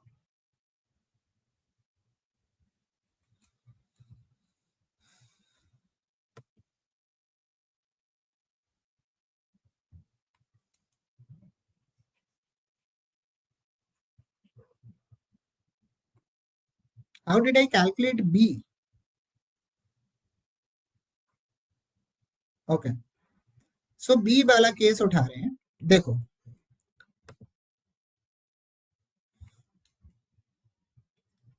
सो अच्छा देखो, Devraj, are we clear that L is 40, D is 30, W is 20? Are we clear till this point? Yes, no?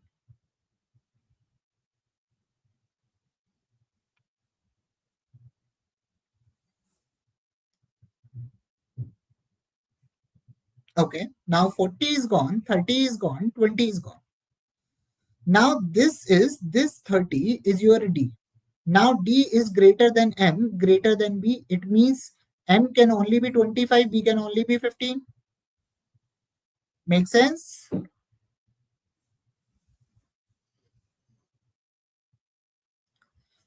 Now, clear hai? The time taken for manufacturing a product is the sum of the processing times of the three machines which are used for manufacturing it. So तीनों machine का जो time है, that is L plus M plus B. So L plus M plus B, that is going to be 40 plus 40, that is 80. ठीक. L M, that is 65 plus W, that is 85. ठीक है. D M B, D M and B, this is 70. Okay. DMW, so 30, 45, this is 75. BMW, that is going to be 60. BMW, that is 60. Okay. ठीक है ना? Okay. The manufacturing time for A is not the highest. ठीक है? A का highest नहीं है. ठीक है? So I am going by rank. This is the highest, this is the cheapest. Okay. While D has the lowest manufacturing time, so this should be D. Okay. Now B has more than C. Now A cannot highest time, C can also not have highest time. So who has the highest time? B. क्योंकि C से ज्यादा A का तो time है ही, right? So I can get two arrangements. A और C के बीच में अपन को रिलेशन पता नहीं है, so I can go with this. Either of the relations are fine. Got it? Yes, no?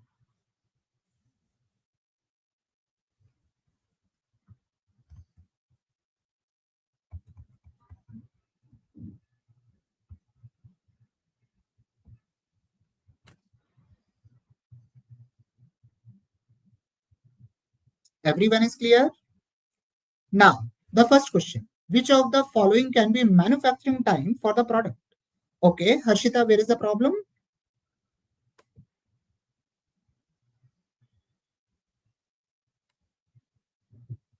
देखो, I am going with time. One ranking, 1, 2, 3, 4. This is the taking the most time, this is taking least time. D is taking least time. A cannot be the highest, A cannot take highest time, so A cannot be here. C जो है वो C से ज्यादा time B ले रहा है, तो C cannot be here. So who can be at the first place? That can be B only. ठीक. ये सारी वैल्यूज ठीक ही आई है ना? ओके, ठीक है. Now, which of the following can be the manufacturing time for product B? Product B highest. So, ठीक है, product B highest है. So, product B और product तो चार ही है A, B, C, D. So, I can also have an arrangement of 80, 70, 75, 60. So, in that case, it can be B or B can be 85. So, B can have two possible values. So, answer of this question is going to be 85 and that's the answer. Now, the next one. It is known that boring machine is used in manufacturing product A and L machine uh, uh, uh, processing time increased by 5. अच्छा. Now, which of the following can be manufacturing time for A? तो A में B तो आ रहा है और L का 5 minute time बढ़ गया. ठीक है. तो B कहाँ कहाँ आ रहा है? Either this or this. So I can have L plus M plus B. So L plus M plus B, that is 80. अगर ये आ रहा है तो टाइम कितना हो गया? 85. क्योंकि यहाँ पे टाइम 5 मिनट बढ़ गया, ठीक। या डीएमबी, डीएमबी का मतलब क्या हो गया, 70। So A's time can either be 70 और 85। If I take this case, L का टाइम 5 मिनट बढ़ा है, L's time has increased by 5 minute, so this will be 85। Or A can be this, so it can be 70. So either of the cases are true. 70 is not in the option, so what should be the answer? That is going to be what? That is going to be 85, and that's going to be our answer. Okay. Now, the next one, assume that welding machine is not available and any combination of three machines. इसका मतलब ये है that L and D can come together, right? So I got four machines. Then which of the following uh, okay, then find the manufacturing time of product B. ठीक है. So W is not there. ठीक है. So I got L, D, B and N. So I can make LDB, I can make LDM, I can make LBM because W is not there. As well as I can make BDM, DBM. So LDB, what is the total time? 85. तो highest time तो अभी भी 85 ही आना चाहिए ना. Okay, दूसरा भी देख लेते हैं, LDM. So L, D and M, that is 95. So for B, the highest time is still going to be, it's going to be 95 minutes because B is taking the highest time. So answer of this question is going to be option D. समझ में आया सबको? हाँ या ना?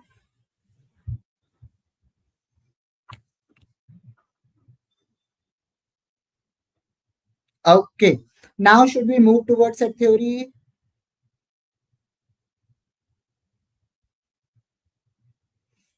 Okay, so let's move towards set theory. अरे यार,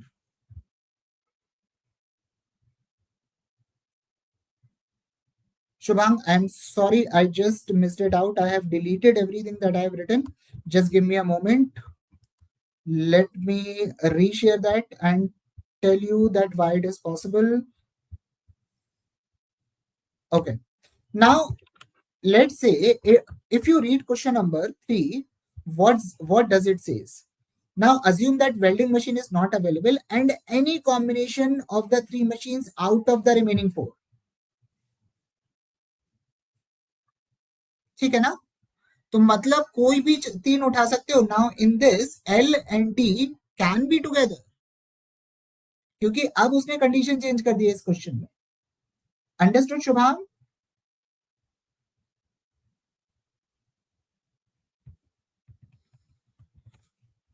okay, now let's start set theory. Set theory हम शुरू करते हैं. सेट थ्योरी के question, I think we got some good sets of set theory. ठीक है.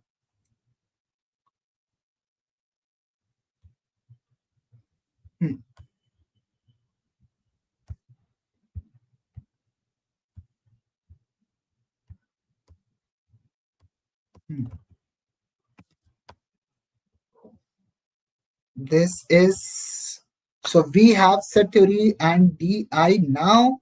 Now this one, पहला वाला set.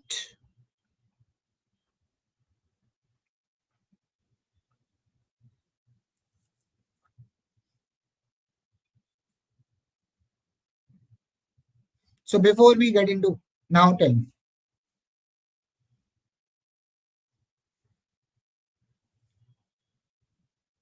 what can you think?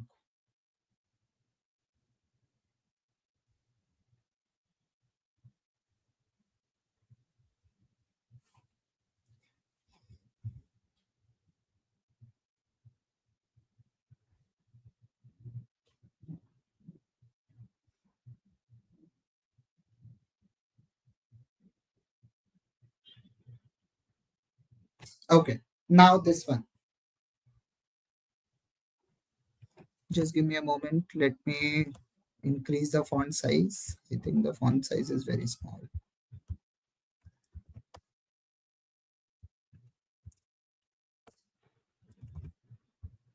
अब ठीक है।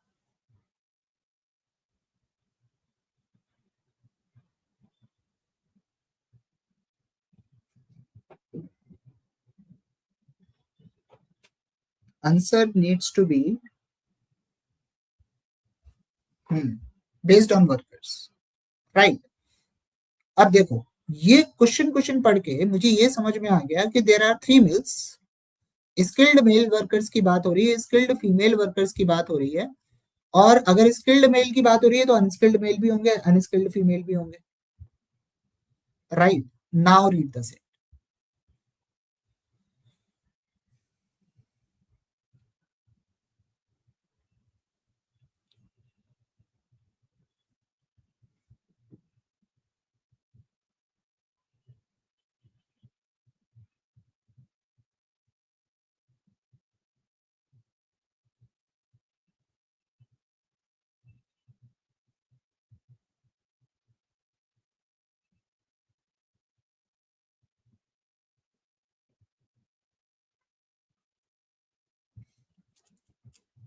Now just give me 2 minutes. Read, solve. I'll be back in a moment.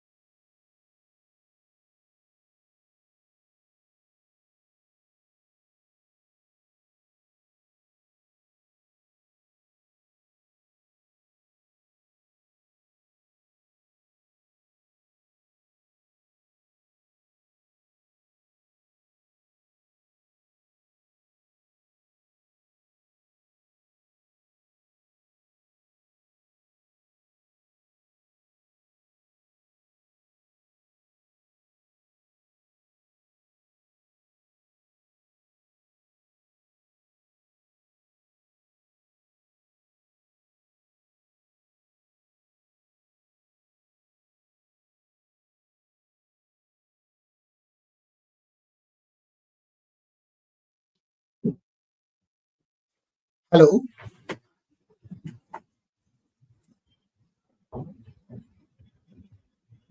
am I audible now?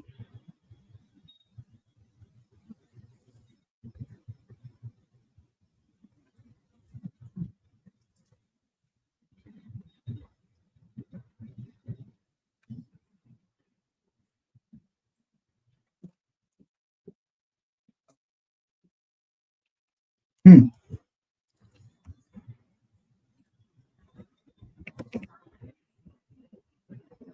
So first of all, what is it talking about? Three bills, mill one, mill two, mill three. Now, first of all, I'm going to think very logically, right? क्या जो मिल one का worker है वो मिल two में हो सकता है?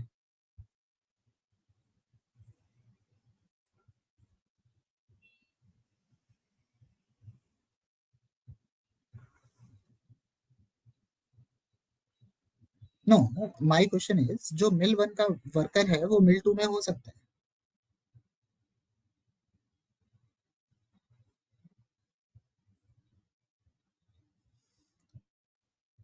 नहीं हो सकता. It means mill one mill two में कोई ओवरलैपिंग नहीं है, तीनों अलग अलग है.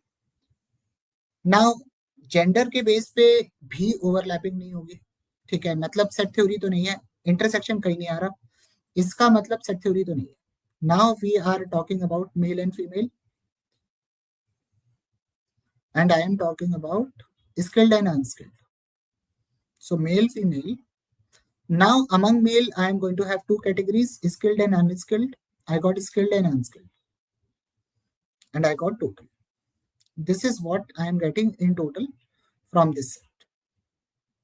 Okay. Now let's work.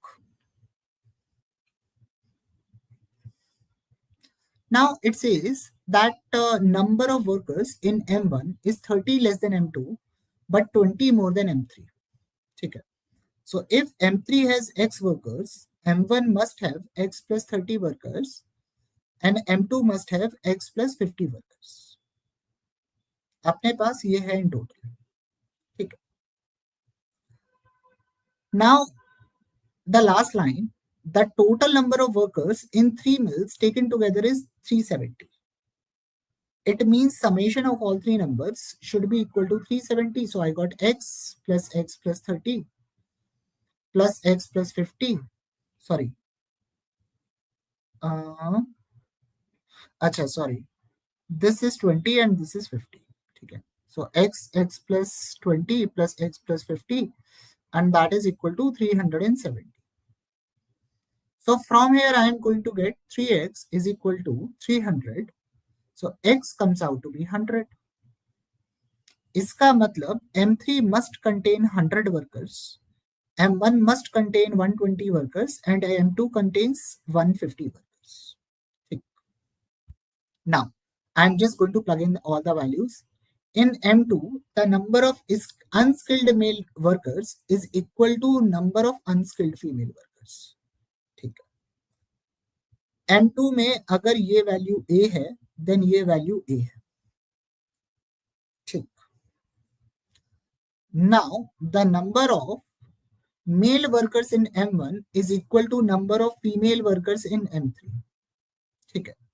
इसका मतलब इन दोनों का जो सम होगा वो इन दोनों के सम के बराबर होगा. Right, this is what we have. Okay Krishna, इसको अपन बाद में देखेंगे क्योंकि दो दो वैल्यू ऐड करनी है, तो अपन बाद में समझेंगे. And the number of skilled male workers in M2 is equal to unskilled female workers in M3. So number of skilled male workers in M2, that is B, that is equal to what? यार इतनी information दी हुई है. Number of skilled male workers in M2 is equal to number of unskilled female workers in M3, so that is going to be B. ठीक है, unskilled female workers in this. Okay. Also, thrice the number of skilled male workers in M3 is equal to total number of unskilled male workers in M2. ठीक है. So thrice the number of skilled male workers in M3. So basically, if this value is C, that should be equal to 3C. हाँ है ना?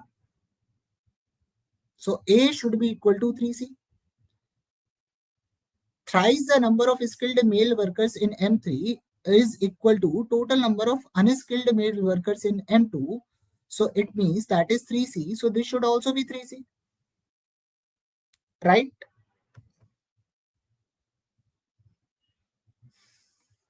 So I am just removing A from here. देखो AGZQW, ठीक है, होना तो चाहिए लेकिन नहीं है, क्या करें. ठीक है, इसमें अब यही दिक्कत हो जाती है कि अगर उसमें नहीं है तो बड़ा इशू हो तो जाता ही है. बुलेट पॉइंट पे होता है थोड़ा बेटर होता. ठीक. सो कहां तक हो गया? Thrice the number of skilled male workers in M3 is equal to total number of unskilled male workers in M2, which in turn is equal to number of skilled female workers in M3. So which in turn it means this is equal to, this is also equal to 3C. क्योंकि अगर ये 3C है तो ये भी 3C होगा. ठीक है ना? This value should be so thrice the number of skilled male workers in M3, that is this, is equal to number of total unskilled male workers in M2, that is this, that is also equal to this, which in turn, मतलब ये वाली जो value है, which in turn is equal to number of skilled female workers in M3, that is equal to this. ठीक है. Number of unskilled male workers in M3 is 80% of the number of skilled female workers in M1. ठीक है. Number of unskilled male workers in M3 is 80%. Unskilled male workers means this. ठीक है, is 80% of the skilled female workers in M1. ठीक है. So if I say this number is 5D, ठीक है, so this number should be 4D. क्योंकि 80% चाहिए, सो ये मैं उसमें क्या कहते हैं फ्रैक्शन में तो लेंगे नहीं. सो this is 5D, this is 4D. ठीक है. Twice the number of unskilled male workers in M1 is equal to unskilled male workers in M3. मतलब ये वाली वैल्यू इस वाली वैल्यू का ट्वाइस है, मतलब ये 2D के बराबर है. ठीक है. Now which in turn is equal to 2/5 the number of skilled female workers in M2. इसका मतलब ये वाली जो वैल्यू है वो इसका 2/5 है. So let's say that is E. So E का 2/5 जो होगा that is equal to 4D. So E comes out to be what? 10D. So E is equal to what? 10D. This is what we are getting so far. ये तो कुछ अजीब सा ही आ गया. चलो ठीक है, जो भी है. It is also known that the number of skilled female workers is equal to number of unskilled female workers in M1. So इसका मतलब अगर ये 5D है तो ये भी 5D होगा. ठीक है. अपने पास टोटल इतनी इंफॉर्मेशन है. ठीक है. अब इस इंफॉर्मेशन से अपन को सॉल्व करना है, पूरी वैल्यूज निकालनी है. सो सबसे पहले मैं लास्ट वाली वैल्यू उठा रहा हूँ, ये वाला C plus 3C plus 4D plus B. So I am getting 2C, sorry not 2C, 4C plus 4D plus B and that is equal to 100. ठीक है. अब अगर A की बात करें तो A में total number of males means this number, that is equal to this number. Now what is this number? That is B plus 3C plus 5D plus 5D means 10D and that is equal to 120. ठीक है. अब इसको देख लेते हैं. B plus 3C, so B plus 3C plus 3C, so B plus 6C plus 10D and that is equal to 150. ठीक. अब यहां से अगर मैं इसको माइनस कर दूं सीधे सीधे, so what I am going to get? I am going to get 3C and that is equal to 30. So C comes out to be 10. सीधे एक वैल्यू आ गई अपने पास. So I am getting value of C as 10. So this is going to be 30. This is going to be 30. This is going to be 30. And this is going to be 10. ये तो आ गया अपना. Understood?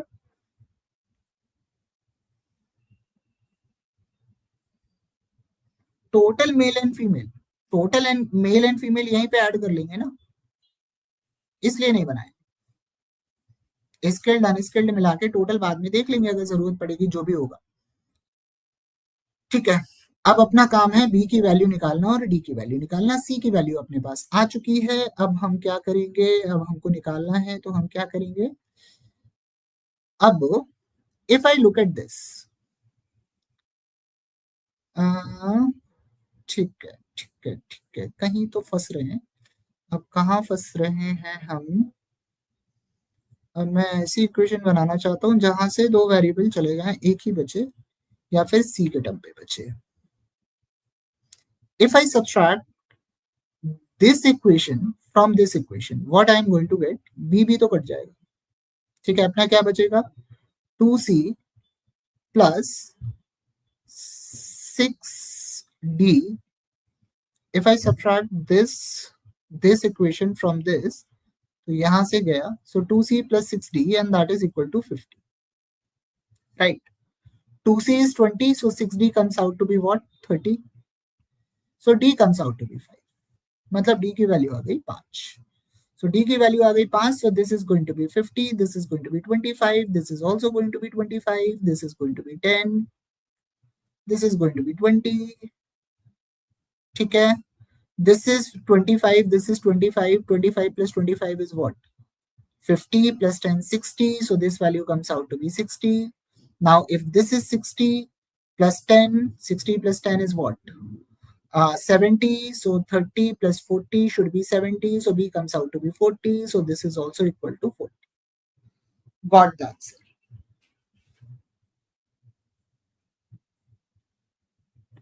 ठीक है.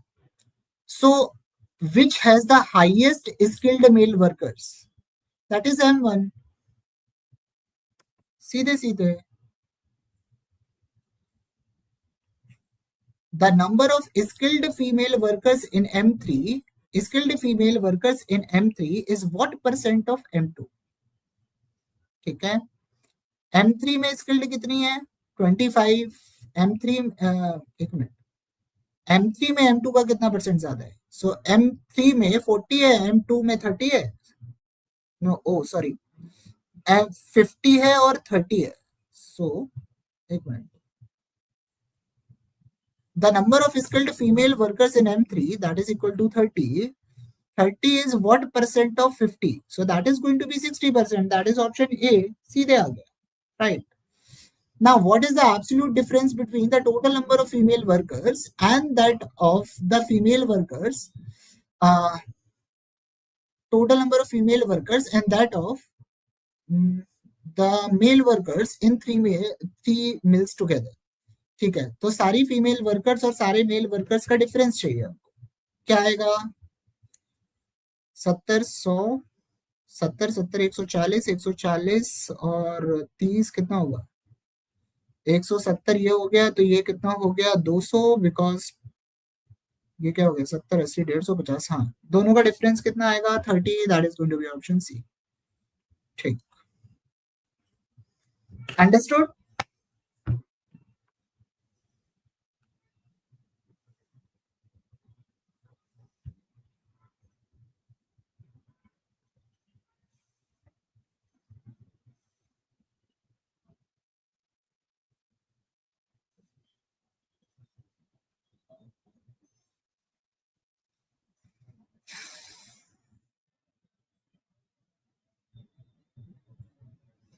Okay, आगे चलते हैं. अगला वाला सेट ये वाला.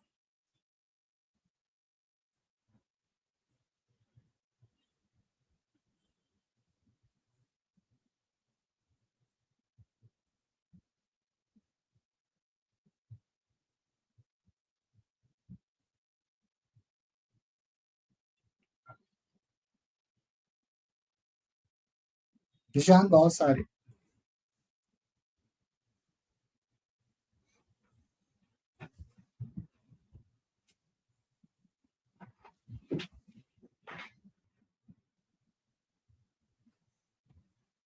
Now let's look at this.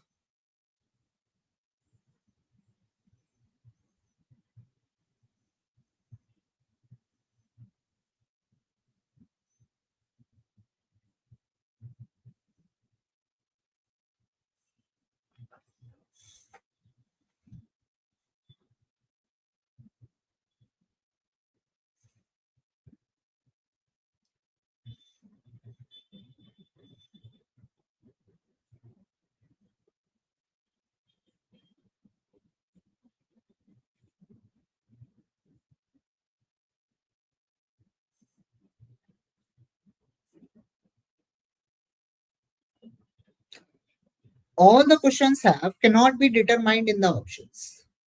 Okay, now this is a problem. Now this one.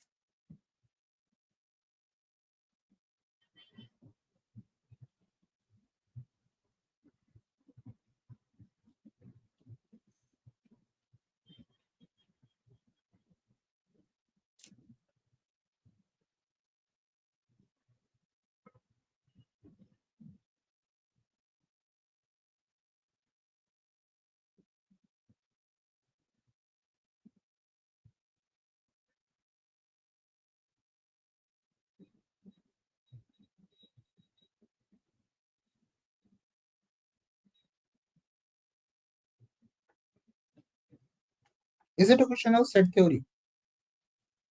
Or is it like the previous one?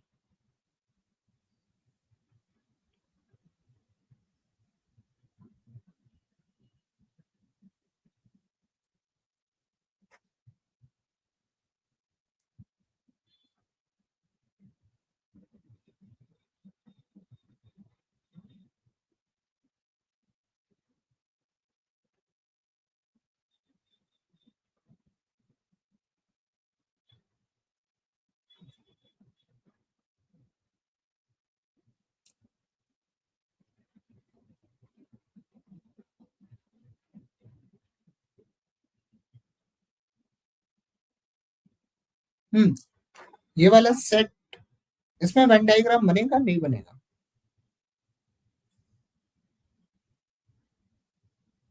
Okay Akhil.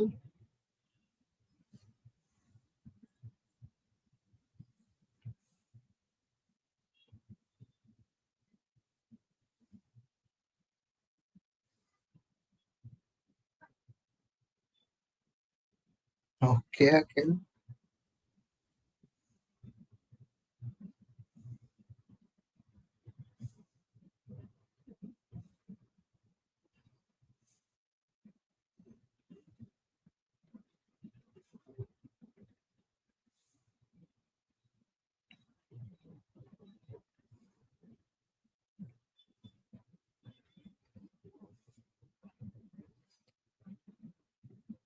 Now it says that each student has written exactly one of the two tests, LAT, BAT, and each of them has at least one of the two features.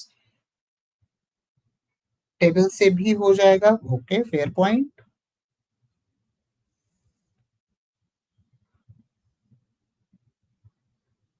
What I feel like, if I talk about LAT, in LAT, I can do it with table because GR and ECA doesn't have any overlap. हाँ है ना?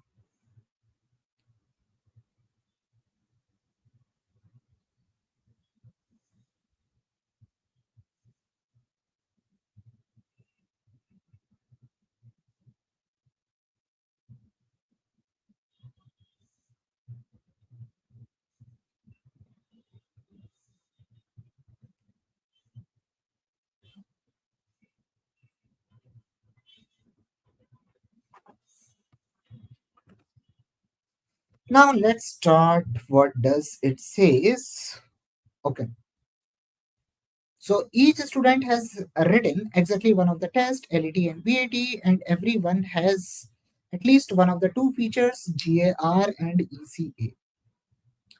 No student has written LET, has both GAR and ठीक. So I am just writing LET. LET का बना रहे हैं. So I got GAR. I got Krishna. I generally I'm not going to. I was not supposed to do like this, but I think you are saying so. Let's go with it. So in LET, because there is no overlapping, so I'm going like this. Now in both the categories, there are two other categories that people might have work X or people might not have work X. ठीक है ना? Now 60% of the students who have appeared for the selection process have written LET. Matlab there were total 100 students. Out of 100, 60 people have written LET. ठीक. Out of which 40% have work X. So work X वाले कितने हो गए? 40 means इसका हो गया 40% means 26. So this comes out to be 36.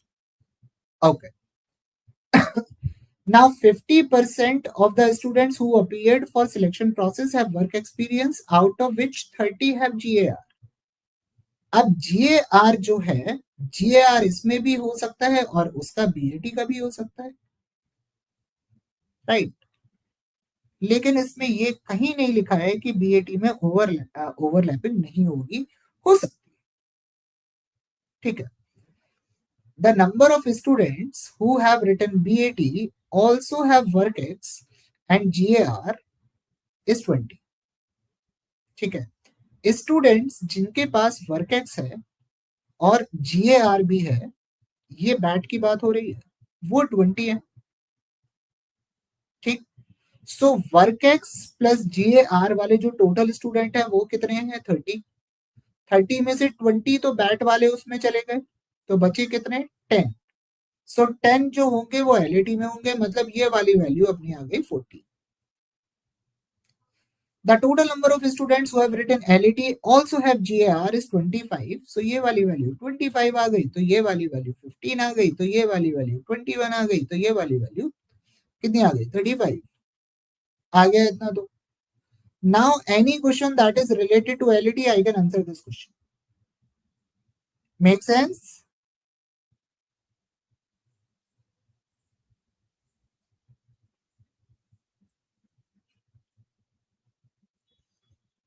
अच्छा, इसमें कोई स्पेसिफिकली है क्या?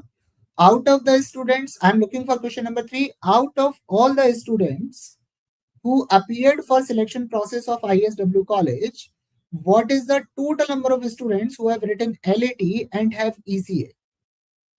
So LET and ECA, what is the answer? That's going to be 35. That is directly visible and that is option 2. बात समझ में आई? Because the first statement is telling that LET में जो है वो ECA और GAR का कोई इंटरसेक्शन नहीं है.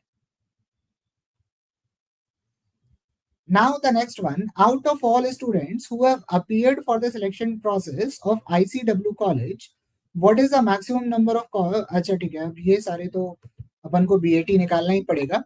So now I am going to go for BAT. In BAT I am making two cases. One is with the number of people who have work X. Second, with the number of people who doesn't have work X. So with work X and without work X. So in BAT I am going to make two cases क्योंकि यहाँ पे overlapping होगी.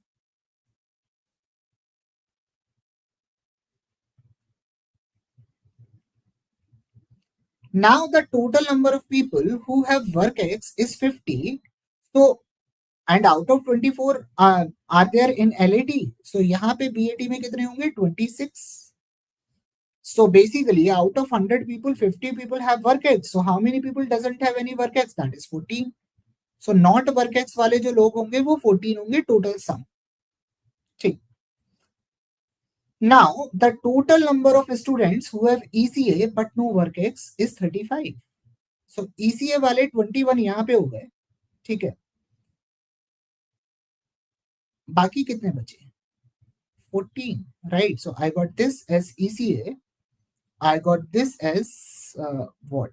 GAR, I got this as ECA, I got this as what? GR. So ECA वाले तो total 14 हो गए, total सब भी 14 है, right? So this value is 14, so this value comes out to be 0. Now what is the intersection? I don't know. So let's say intersection is A, so this value becomes 14 minus A. Now let's look at this. Okay. In this, WorkX and GAR both is 20. So WorkX and GAR, so GAR value तो 20 है, तो ये पूरी value क्या हो गई? 20. So ये कितना हो गया? 6, because total sum is 26. And let's say this value is B. So this value becomes 20 minus B. This is what we can do. Understood everyone? जो हमने किया अभी तक?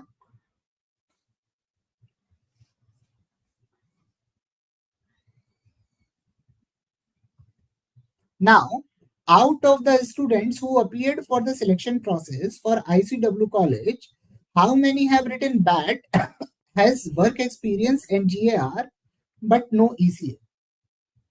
इसका आंसर क्या आएगा?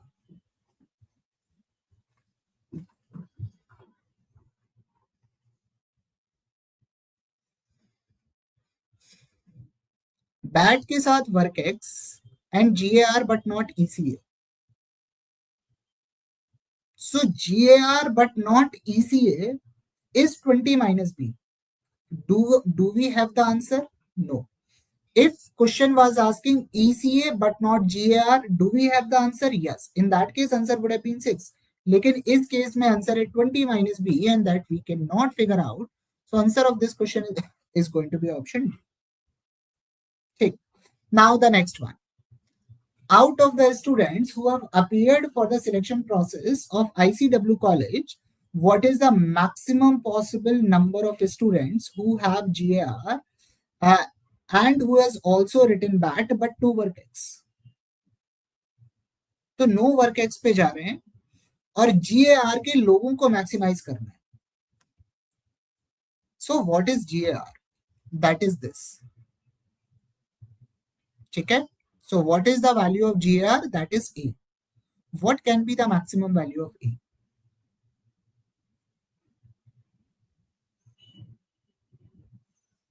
Maximum value क्या हो सकती है? That is going to be 14 only, because in that case only ECA will become 0. So in this case, what is the maximum possible value? That's going to be option C, that is 14. So did we get the answer? Yes. So do you want to do one more set, or should we wind up? Should we do it in the next session?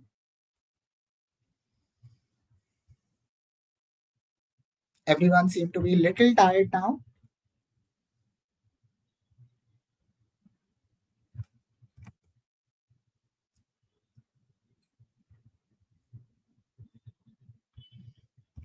चलो इसके साथ फिर अपन wind up ही करते हैं. अगले session में मिलेंगे, that is tomorrow evening. ठीक है? Krishna, no one is responding.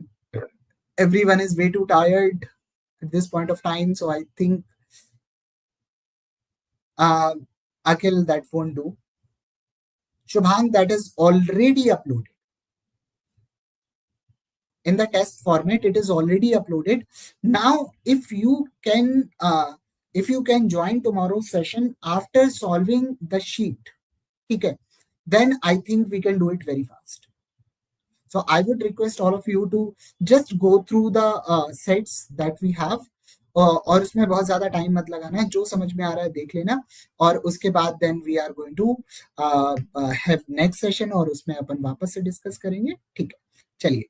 So I will see you tomorrow. Take care, bye bye, good night.